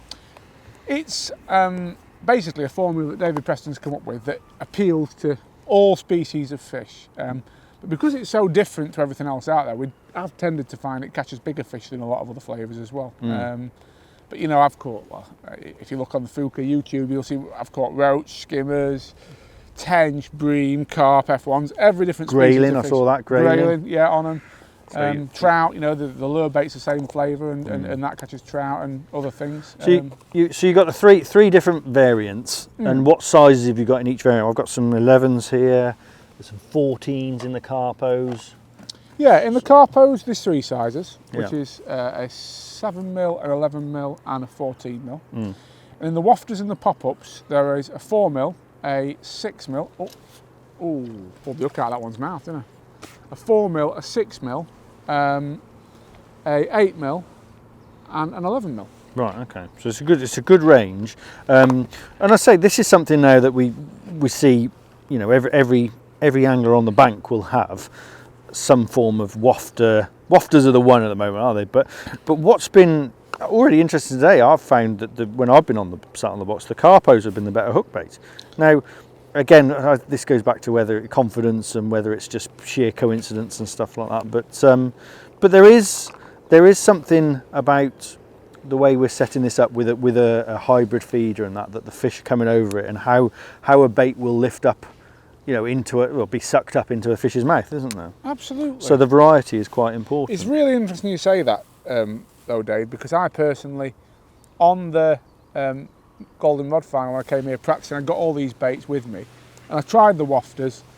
I didn't try the pop-ups because I wanted really a sinking bait. You know, I knew that was what I'd be after. But I tried the Carpos, and I like the Carpos, to be honest. I found them better than the wafters, and that's actually what I used in the final. And the Carpos are drilled, aren't they? They've got a drill. So you can use those. I mean, I just like using bands, but you like using the spike. You can use the spike. You can use a quick stop, bait band, whatever you want. The real USP with both the pop-ups and the wafters is quite literally, take them out of the packet. You can direct hook them, leave them on the side tray for 5 minutes, 10 minutes max on a warm day. And they go hard, and when they're in that state, you can band them. You know, you can quick stop them. You can do whatever you want. However you want to hook them, you can use these baits. That's the appeal. Carpos even more so, because obviously, as you say, they're drilled. You can't direct hook them ones, obviously, but you can spike them, band them, pull a band through them, whatever you want to do. And yeah, it's nice today because we've both caught a lot of fish on them, haven't we? Yeah, this is, in all fairness, this is like, I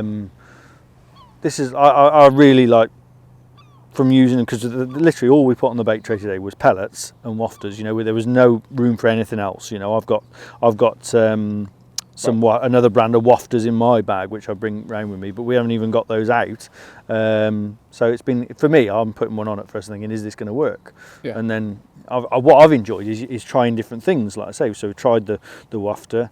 Those Carpos for me were just catching more carp than they seem to be, whether it was just coincidence, but they were picking them out. But again, it's about the whole, it's very user friendly, isn't it? But well, the whole idea, obviously, Fjuka, top level, our whole brand ethos is making fishing easy for people. That's what, you know, we're trying to do with these baits. That's the number one. Oh, you're not making it look easy at the moment, Tom. Talk to me about. We tried to let you have a go, actually. No, Tom, I don't want to show you up. I'm not multitasking well today, so I'm blaming that, honestly. Talk to me about colours then, because give us a Carpo, Dave. That was a waft of that, and I do like. This has been right. Let's see if this works, because this has been my bait today. The pink Carpo, right? Pink Carpo, right. We're banding him. Banding a pink Carpo. So colour-wise, these are these kind of standard colours, or are they the Carpos are different colours? These look brighter than those to me. Am I just imagining that? They do look brighter. Yeah. I don't think you know. I think that's valid. Definitely. I wonder why that is. It'll be to do with the concentration. Different of additives, pigments, I would imagine. Yeah, I mean, the wafters and the pop-ups are fluoro. The Carpos are fluoro as well, but in all of them we do this neutral natural colour, which is a brown. Yeah. Which is designed obviously to match fishery pellets. Fishery feed pellets.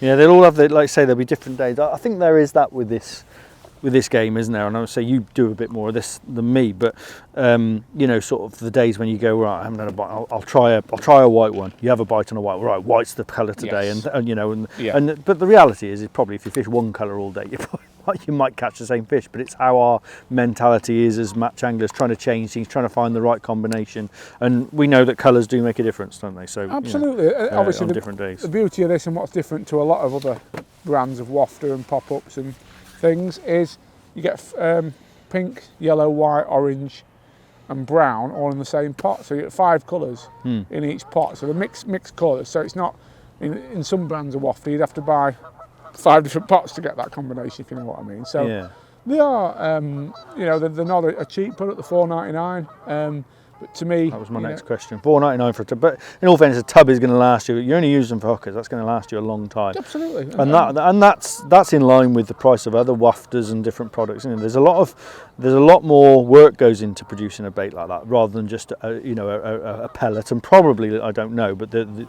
Fjuka feed and fish, the standard feed pellets and what have you, and that I can imagine there's a lot more work goes into producing a pop-up bait and a. Oh, that one wanted it, didn't it? Oh, now is it a big one? That's a big. Is that my theory? As my pink one, as my your pink pinks carp. work well, but something's not right here. I don't know what. We've got some slack line and we've got some tension. I don't know what's going off, Dave. It could be around the end of the rod. Yeah, you've not set it right, have you, Tom? This could be quite interesting, folks. What have you done there? Give There's it a little tangle around the rod. Give it a little. There you go. Sorted itself out. Whatever it was. That's you and your slack line. You said you like a bit of slack line. I do, yeah. That caused me a few issues there, didn't it? Yeah. Anyway. Yeah, all's well done, Edinburgh, pal. You know what I'm saying? Yeah, no. You handled it with utter calmness. Get to my time of life, there's no choice. Look at that. Another Boston Larford carp. Boston. I'm going to let you have a go now, because I think your pink theory has improved, hasn't it? That's quite. I'm really interested with that. We'll do that next. But so when you get on the box, I want you to try a different colour. Yeah.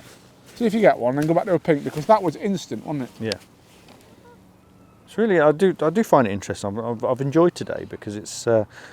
You'd think the idea of coming to Larford pleasure fishing is one, you know, it's, well, of course you're going to bag it, of course you're going to bag, but actually there's been a few little mechanical bits that we've done that have, you know, just given me food for thought, and I've actually learned something, Tom. Well, that's what I like to hear, because at your age it's important you keep learning, because you're never too old, Dave, to learn something. No, you will be one day, you'll be dead. Hop back on the box then. Let's try this theory. It's interesting, you know, because Tommy Pickering, when he first saw these baits, he sort of saw the carp, so they're a pleasure bait there, pleasure fishing bait. Right. Because they are obviously so easy to use, and that's the whole ethos of them. Yeah. But I've caught a load of fish on them. I really like them, and it's interesting that you said the same thing. Yeah, I'd be perfectly confident with these. In fact, I'm going to rob some of these off you anyway. Where's my carp? Who's gone? No, they are. Yeah, I'll be robbing some of these off you because these have definitely worked today. That's what I like to hear. Yeah, no, they're good, and they're, you know, like I say, it's a product that we all use now. You know, when we're method feeder fishing, we've all got wafters and mini boilers and God knows what. Now I'm gonna diverse on this a little bit now because I need to talk to you about it, Tom. I can't, you know, we have. Dave, get it off your chest. I'm gonna get it off my chest because I know what you're like. You're a very modest man, and you've only mentioned it a couple of times in passing. You know, you've had quite a decent result recently, haven't you, Tom? And I'll do the talk because I know you're too modest to say, but runner-up in this year's Golden Rod Final here at Larford, feeder fishing only for big carp and F1s and skimmers, and that's.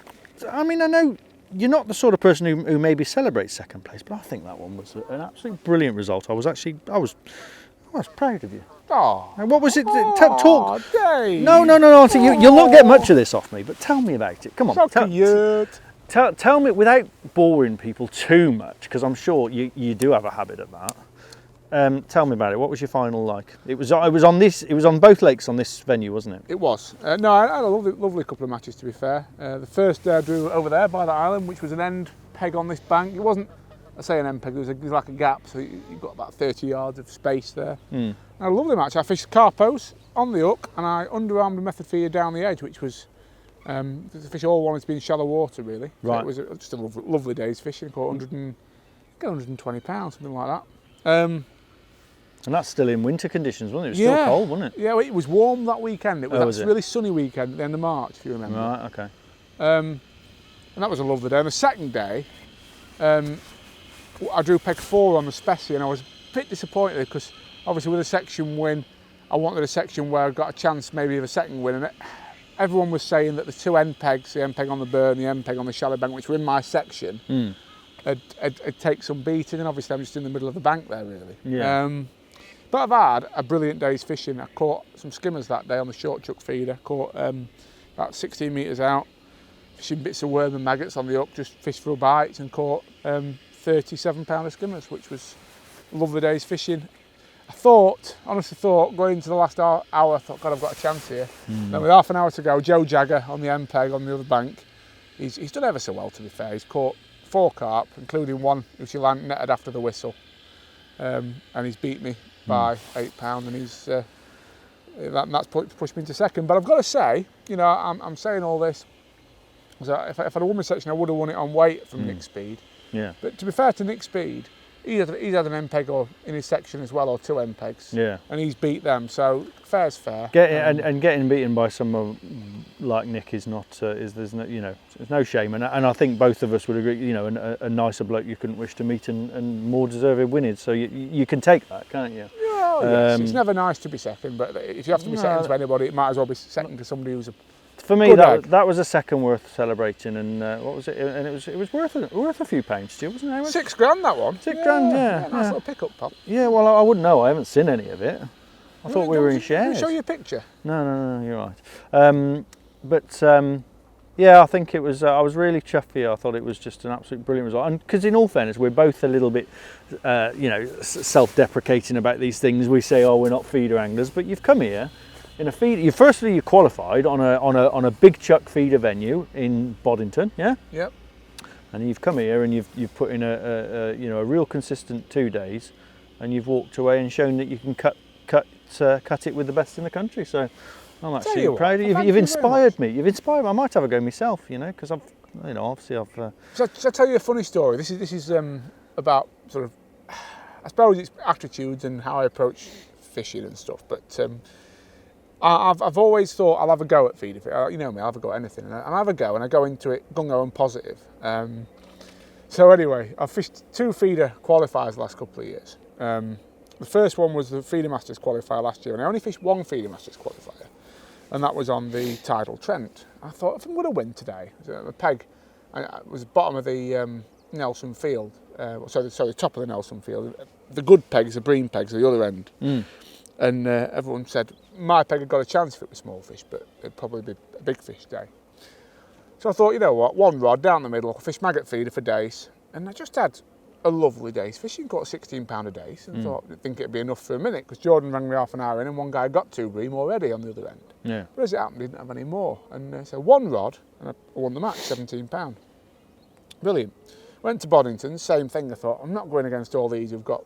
Some of people had like 4 different rods set up for different lines. I thought, I can't, it's not how I want to fish this. I don't know enough about it, So I thought, I'm going to go positive. 1 rod, 1 line. So that's what I did. And, managed to qualify, won the zone. Yeah. Last Feeder Masters qualifier I went into, thought, I know a bit more about this now. I've done a bit of this now. I've been to Larford, done all right. I'm getting into this. 5 rods set up. Bombed out about second to last on the lake. So the key is, if you're going to get into it, 1 rod, pal. 1 rod it all day long, but it's good. It's and I should just say about like the competitions themselves. I mean, golden rod, Feeder Masters in fishing. Those are the 2 big ones in feeder fishing. But there's a lot now. We've got a lot of these qualifiers of that format. The whole win your 20 peg zone type thing, isn't it? Yes. Like Riverfest is like that. In fact, I think Riverfest were the first to do it, in all fairness. I think Feeder Masters were slightly after, but it's a good, when you look at, like, I tend to do a lot more. I do the Riverfest obviously, but like I go chasing Fishermania and Maven matches and stuff like that, and it's the odds are so much less in your favour. You've got to win a 100 peg match. You've got to win nothing, second no good. But with those 60 peg qualifiers, you've got a 1 in 20 chance. I think it's really it's transformed our match calendar, hasn't it? These events now. I absolutely love it, because you can actually go to the match with a realistic expectation. If you get it half right, you've got a good chance of qualifying. Yeah. And compare that to Fisho, Match This Golden Reel, and I love all those events as well. But you're much more going on the off chance you might maybe one day draw. There's a lot of the stars have got to align, haven't they? You know, it's got to be a thing. But and I do think I think it's worth mentioning as well. Like, I mean, obviously it's our host today, but you know, Phil Briscoe and Golden Rod and Golden Reel, what he does for these, keeping these events going, because all the other big events, you know, really they're backed, aren't they, by tackle companies, and like Riverfest Angling Trust is, you know, you've got all that, and he puts these events on. And he drives up and down the country. Jordan Holloway and I were on about this. You know, Phil doesn't need to do anything. He's a very successful man. He's made an awful lot of, I'm not saying he's made a lot of money, but he had a lot of success out of the fishing industry, and he doesn't need to be driving up and down the country running matches. But he does that summer and winter, and he puts an awful lot back into match fishing, as you say. So yeah, no, it's, I don't want to say too many nice things about him, but you know. No, it's a thing. I just want to show you one thing with these wafters. I will mention the hook ability. I thought I'd just show you, because we'll have a look in here a minute, see if we've got. Oh, you've all got bands in there, have you? Tell you Yeah, I just use all bands. Any scissors kicking about? I just want to show you. Probably not. No, I don't. I tend to use my teeth, Tom. Well, get us some scissors out. You're a scissors man, eh? You have to use scissors for everything. Can you bite? I can bite whatever you want me to bite. I want you to bite. You to bite, mate. I've got some clippers actually. Come on. Sure, yeah. Yeah. I just want to show you something that I've been playing with. See what you think about this. Have you noticed it's gone a bit quiet here, by the way? Yeah, I have. Where have they gone? What have you done to them? Don't blame me, Paul. Do you know what? Oh, hang on. I'll talk that one on. Is that moaning them on? Talk that one on. It's not a big one. I don't know. It's not bad. Won't want it as a spot on your nose, pal. Oh, no. I do like this, just going back to the reel and that, I do quite like the drag on these reels. What I've noticed is though, and it's not a criticism, but I've noticed that, like I use, I've got a Daiwa Coldia that I use my salmon fishing, because obviously I want the best drag and what have you. And the difference I notice in drags, as much as the drag does the job and I fish barbel, with the more expensive reels, you click this 2 or 3 turns and it hardly affects the tension of the reel. With this one, if I click it 1 or 2, it changes it quite quickly, which isn't a problem because I know the reels and I know the reel. But it's just things you notice when between reels. At the end of the day, there's always going to be a difference between 120 quid reel and a 300 quid. And reel. that's why I think it's no good sitting here and saying, oh, there's no difference between this and a 300 quid reel, or you know, because there clearly is. But it's working with what you've got, and I can work with this, no problem. But I'm always looking for the differences. You know, things. Where is the difference? You know, and there is a difference, but I like the sound of that. I like it. It doesn't sound too. What I would describe as showboating, but that is a big fish actually. Look at this world. There's some great fish in Larford, isn't there? It's such a good venue. Yeah, I don't think it is such a big fish. You know? No. I just think I'm just being a bit. I like the swirls out there. I mean, it's looking like it's a big fish to me. Yeah. It's not a skimmer anyway. It's definitely not a skimmer. It's a big pig, that, Paul. Pink carpo again. Right, well, I'm going to get you to try something now. I've made you a little something round here. Oh, here we go. Always trying to reinvent the wheel, aren't you, Tom? Stop it, Dave. Fat action on that rod as well. Lovely, that is. Oh, it's a lovely little mirror. It's only a little one, isn't it? Fully scaled. You wouldn't mind catching them all day, though, would you? No. So this is something that I think it's got a lot of potential for method feeder fishing, especially in the harder months. Maybe not so much now. What do you mean when I don't go? So much of the theory I've heard, or the effects that we're trying to create, I've heard when it comes to method feeder, has been about making a hook bait that blends in with your micros often. Right, you know, okay, like a 6mm pellet, for example, 4mm pellet. Single red maggot can be popular when you're fishing with ground bait. These hookable wafters, look at that. Yeah. Now I've put down a big hook there, it's on a 12. Yeah. It's direct hooked. Have a little go. See if you can catch one on that. See what you think. All right, okay. So we're now swapping between a direct hook bait and a hooked wafter. See, not theory on this, but my understanding of this would be the big thing with any, you know, and I see it when you watch videos of big carp fish and stuff like that, is the weight, you know, the weight of a bait, and you know, are the fish feeling that extra weight of the hook in there, and that's, so if you're using a bigger hook, are you putting yourself in danger of you know, getting missed bites or dropped pickups or whatever. However, I don't know what the terminology is in carp fishing, but you don't think that makes a difference? I do. Well, I'm interested to play with it. I'm just really interested to experiment. Right, I remember. I'm going to have to take that off to get the hook on the hook. Well, Now, you know what we're trying to achieve. Yeah, so we'll do that. You know what the aim of the game is, don't you? I know. I'll get you one. I know, Tom. Come on. I'll tell you what. Get with it. You're very aggressive. Very aggressive with me today. Just taking your time. Everything's so bloody slow. Can you hurry up? You're still bitter about finishing second Quick. in the golden rod. God. You'll never be a good feeder flinger like me, pal. No. Taking this long. No. So I'm going to slide that on like I'm hooking a maggot or something like that. Just on the back. Leave plenty of point, and I always slide it around the back as much as possible so that you've got plenty of hook exposed. I think that's important. You like to give him a bit of point, do you, Tom? Oh yeah. We'll get to the point, pal. But yeah, just have a look at it. So, I mean, honestly, what do you think? You think that's a good thing? You think you can't do that with any other wafter? That's the USP of these. They're soft enough to hook. Yeah. That's what. And actually, when you first mentioned them, I didn't realise this Carpo thing. These were a tougher bait, and that's the first thing I actually thought. I wonder what it will be like hooking them direct. You know, doing away with the band and the hair rig. Will that be more effective? Well, we'll find out, won't we? Yeah. But this is again experimentation, isn't it? It's what we're here for. Absolutely. Shows to show you can learn things as well on these days, can't you? Know, it's not just a case. We've had a good play today, haven't we? We have. I've enjoyed it, Tom. I feel like I need this because I need to be catching some carp because I'm going to be starting qualifiers again in the next week or so. So I need to be catching some fish, and I need to be and start thinking like a commercial angler again. Oh. Aye. Oh, Tom. That worked quite well, didn't it? That was all right, wasn't it? I don't think it's a big one, but he's gone straight in on it. Interesting. I'll do that again.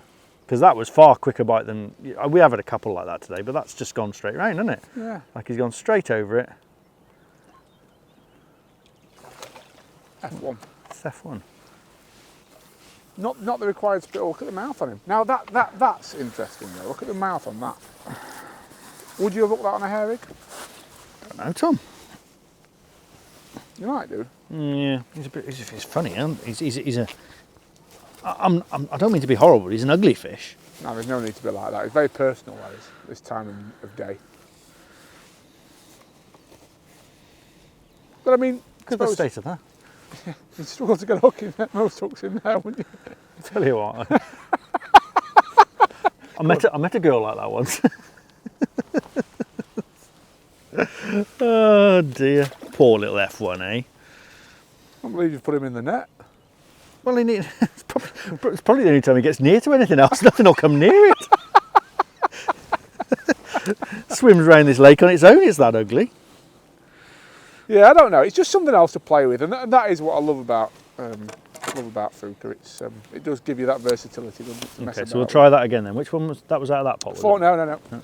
4 mil hookable. In all fairness, I know we've let a couple of tubs go tougher today, so we can band them and stuff. But you do need to keep the lids on if you want them soft, because otherwise, they do dry out. Or get wet. In today's case, we've got a bit of rain coming now. It's not going to last, Tom. I'll check the forecast. So just slide that round now. I'm getting a bit full fingers and thumbs now. There you go. Oh no, I messed that one up, Tom. Sorry. You want another wafted, don't you, Tom? Right, so we're going with the brown in again. I think so. Match the hatch. I wouldn't put the lid back on just yet, Tom. I'm not doing this very well at the moment. A lot of tension on it, that's why. Is that what it is? There you go. The only tension there is because you're watching me, Tom. And you are taking a long time to do everything today. Tom, when you get to my age, everything takes longer than it used to. Everything? Yeah.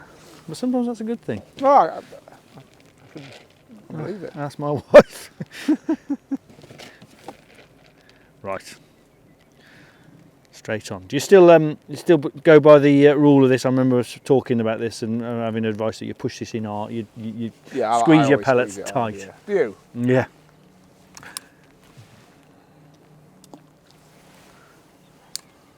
Right. I mean, I think the telltale sign if there was a problem with it. I mean, when I first saw this, I was quite uneasy because I thought, well, I do like a hair rig because all your hooks are exposed, isn't it? That's that's obviously the plus of any kind of hair rig presentation. But David Preston's been catching loads of fish just hooking wafters direct. I remember my old mate Rob Perkins, when he used to come here years ago, he caught a lot on expander pellets just on a method feeder, direct hooks. Yeah.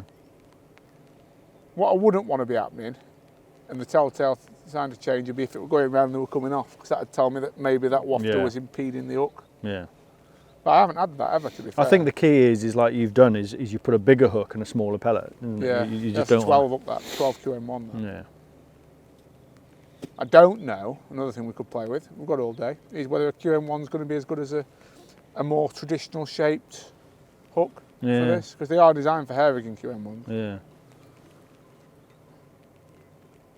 I remember listening, I think it was Steve Ringer's podcast he did recently, where he was telling the story of the QM1, how they bought the first ones in, or what, the prototypes in. Yeah. Fascinating story, like how it, Was it Alex Bones who invented it? Yeah, I think so. It was Alex and Steve Ringer, wasn't it? I think Alex had got them, and then he gave them Steve, and Steve Ringer was like, literally, they were like gold dust. They wouldn't, they were saving the hook, Yeah.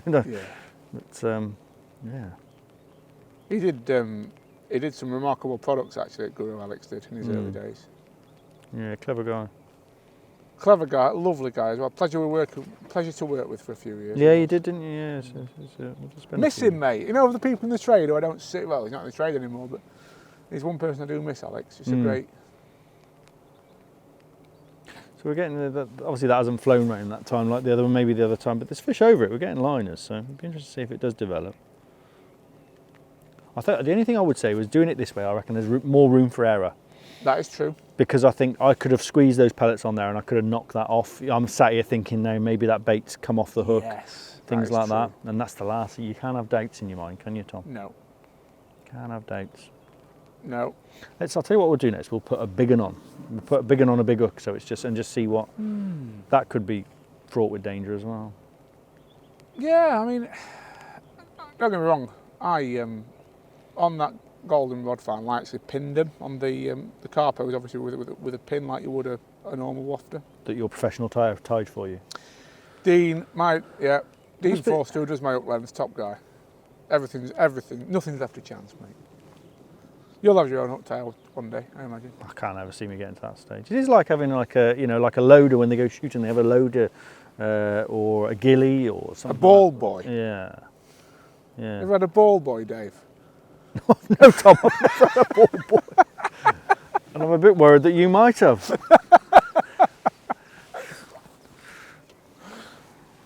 Right, let's try a big one. Come on, let's just do it, Tom.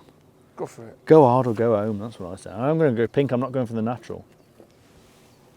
It might be a bit tougher because it's been out, so you might want a fresh one out of a new tub. I don't know. Tom, let's see.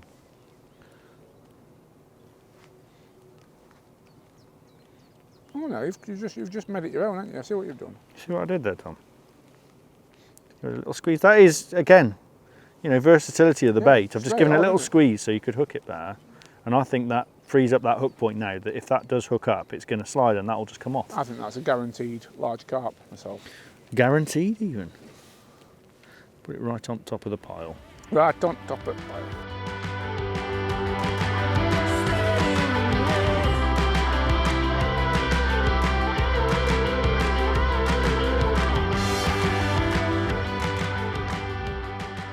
So Dave, we've had a good cast today. We've caught a lot of fish today. Cadence CR10 12-foot feeder number 3 rod. What is your closing thoughts on the product? I think really the thing that came across it, there's no doubt about the action of the rod, the way it plays both carp, and we've had some skimmers. So that's good. It's got that all-round sort of ability. It casts well. But I think for me it was like the thought. I'm looking at it, I always do this, but I look at rods and I suppose the way Cadence want you to look at the rods, I'm not just looking as a method feeder rod. Could I use this, on the river, or, in other circumstances? And the answer is yes. Yeah. Honestly, again, a versatile piece of kit. Which yeah. I think that's the thing. As I said, with 12 foot, and I've said it a couple of times on this show. It's if you have to have 1 or 2 rods in your armoury, a 12-footer covers a lot of ground, doesn't it? And it's the action of the rod I like. I just like the way it was playing those fish, those big carp and everything we've had. Big liner there. I don't know, was it? That was a liner, Tom. It's lovely, and we didn't mention it comes with 4 tips. It's got everything from 1 ounce to 4 ounce. No, 1 ounce. It's got a 1 ounce, 1 ounce and a half. And again, this is little things that come out with Cadence. Is they talk to their anglers. I know Steve Whitfield and Wayne Bartholomew. They have a lot to do. They speak to James and little things. There's little things that come out. That it's not just a one size fits all. There's little things, and there'll be a reason for it. And you were saying about those rings being close together before. There'll have been a conversation, a ring, and I say it's 180 quid, and 180 quid rod is not. That's not a cheap rod. No.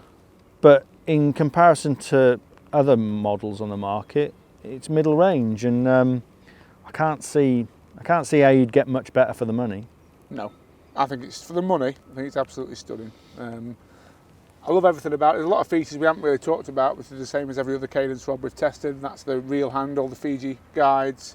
Obviously got that nice bit of cork at the bottom there. It's just a lovely, classy piece of kit. Really, really happy. The reel now, to me. Again, it's very important when we're talking about the reel to keep that price point in mind, isn't it? 120 quid? Yeah, I think it puts itself right in the in that middle category, doesn't it? It's not, like I say, it's not your 300 quid reels. It's not in, and there'll be features. Unfortunately, Tom, I'm not knowledgeable enough about these things to know what they do. But having used the reels, I know what it's capable of. And I've got no problem with it at all, and I'm quite happy that you'll get 120 quid's worth of wear out of it. It does the job. You've seen the way that the clutch. line lay's nice, isn't it? The line lay's nice. The clips are good. They work. Anti-reverse was nice. The clutch seemed to work. We've had no problem with the clutch set light today. Playing them big carp, have we? No. One thing I did learn, again from my conversations with James, is one thing I learned about the handle. This is a fixed handle. It's a screw-up handle. It's not got the bar right through and screws up from the other side. Apparently, that is better for long-term.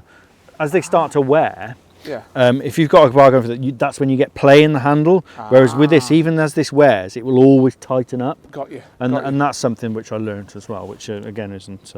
Thing. That experiment didn't work with my little pink wafter, but generally, so the rod reel combo.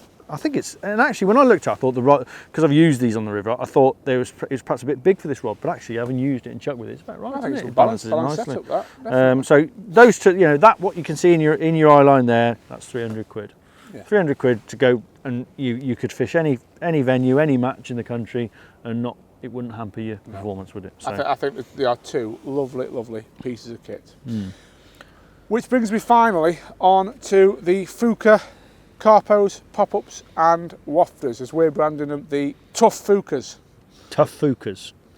Yeah, I have to say, the simple fact is we've caught fish on them, and that's the key for me. And you've got to remember that I've still got that little skeptic in me. And in all fairness, I watch you fish. Wherever you go, you use them. And you're a top match angler. And if you didn't feel confident that you were going to catch them, you wouldn't use them. And like you say, second in the golden rod final, and I know that's what you've used, So, so I've always got a little bit of skepticism about it. But I've enjoyed using the different ones, and I've seen fish eat them. Skimmers, carp, whatever in that, and we've caught them. And I like the idea again. There's always a little different edge with the Fjuka, isn't it? It's giving it something different, and exactly what you did, being able to hook them directly on those days, And I imagine, I don't know, that you could play around with it. Different venues would be different, and you maybe use a smaller hook and there's all manner of things and shapes. How often do you use maggots on method feeder, and you could roll one of those into the shape of a maggot and silly things like that. You couldn't quite roll them, but you can certainly hook them and break them.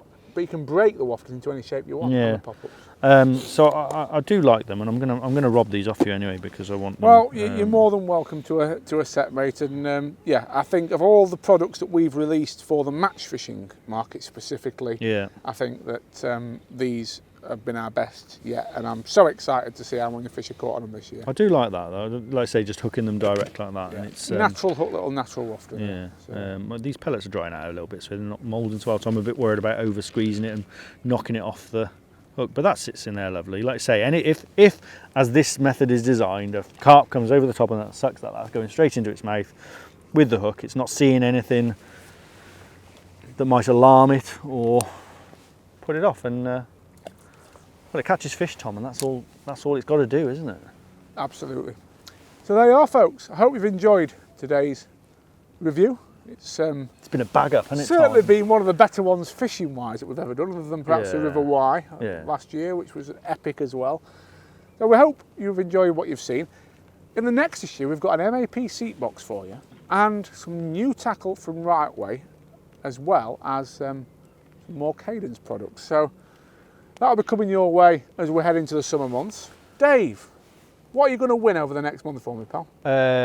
I'm going to try and win some carp matches. Oh, yeah? Yeah, I'm coming back strong. I'm on the qualifier trail again. But I need to get my head together. I need to forget about salmon. Forget about salmon, mate. Forget about rivers for a while. I can't forget about them, but I'll try and rein it in. I need to try some rigs as well. Not keen on that. I might employ myself a tyre like you. It's a good idea, Yeah, honestly. yeah. It's I can wholeheartedly recommend it. Yeah, but yeah, we'll get out and I enjoy it. As we spoke about earlier, I enjoy the variety, and now for me this time of year is all about getting up to speed with commercials, catching fish, things that pull back, big weights, and hopefully you get lucky to get one of those pegs that puts you into an exciting big money final. Absolutely. Thanks for watching, folks. We'll see you next time. See you next time.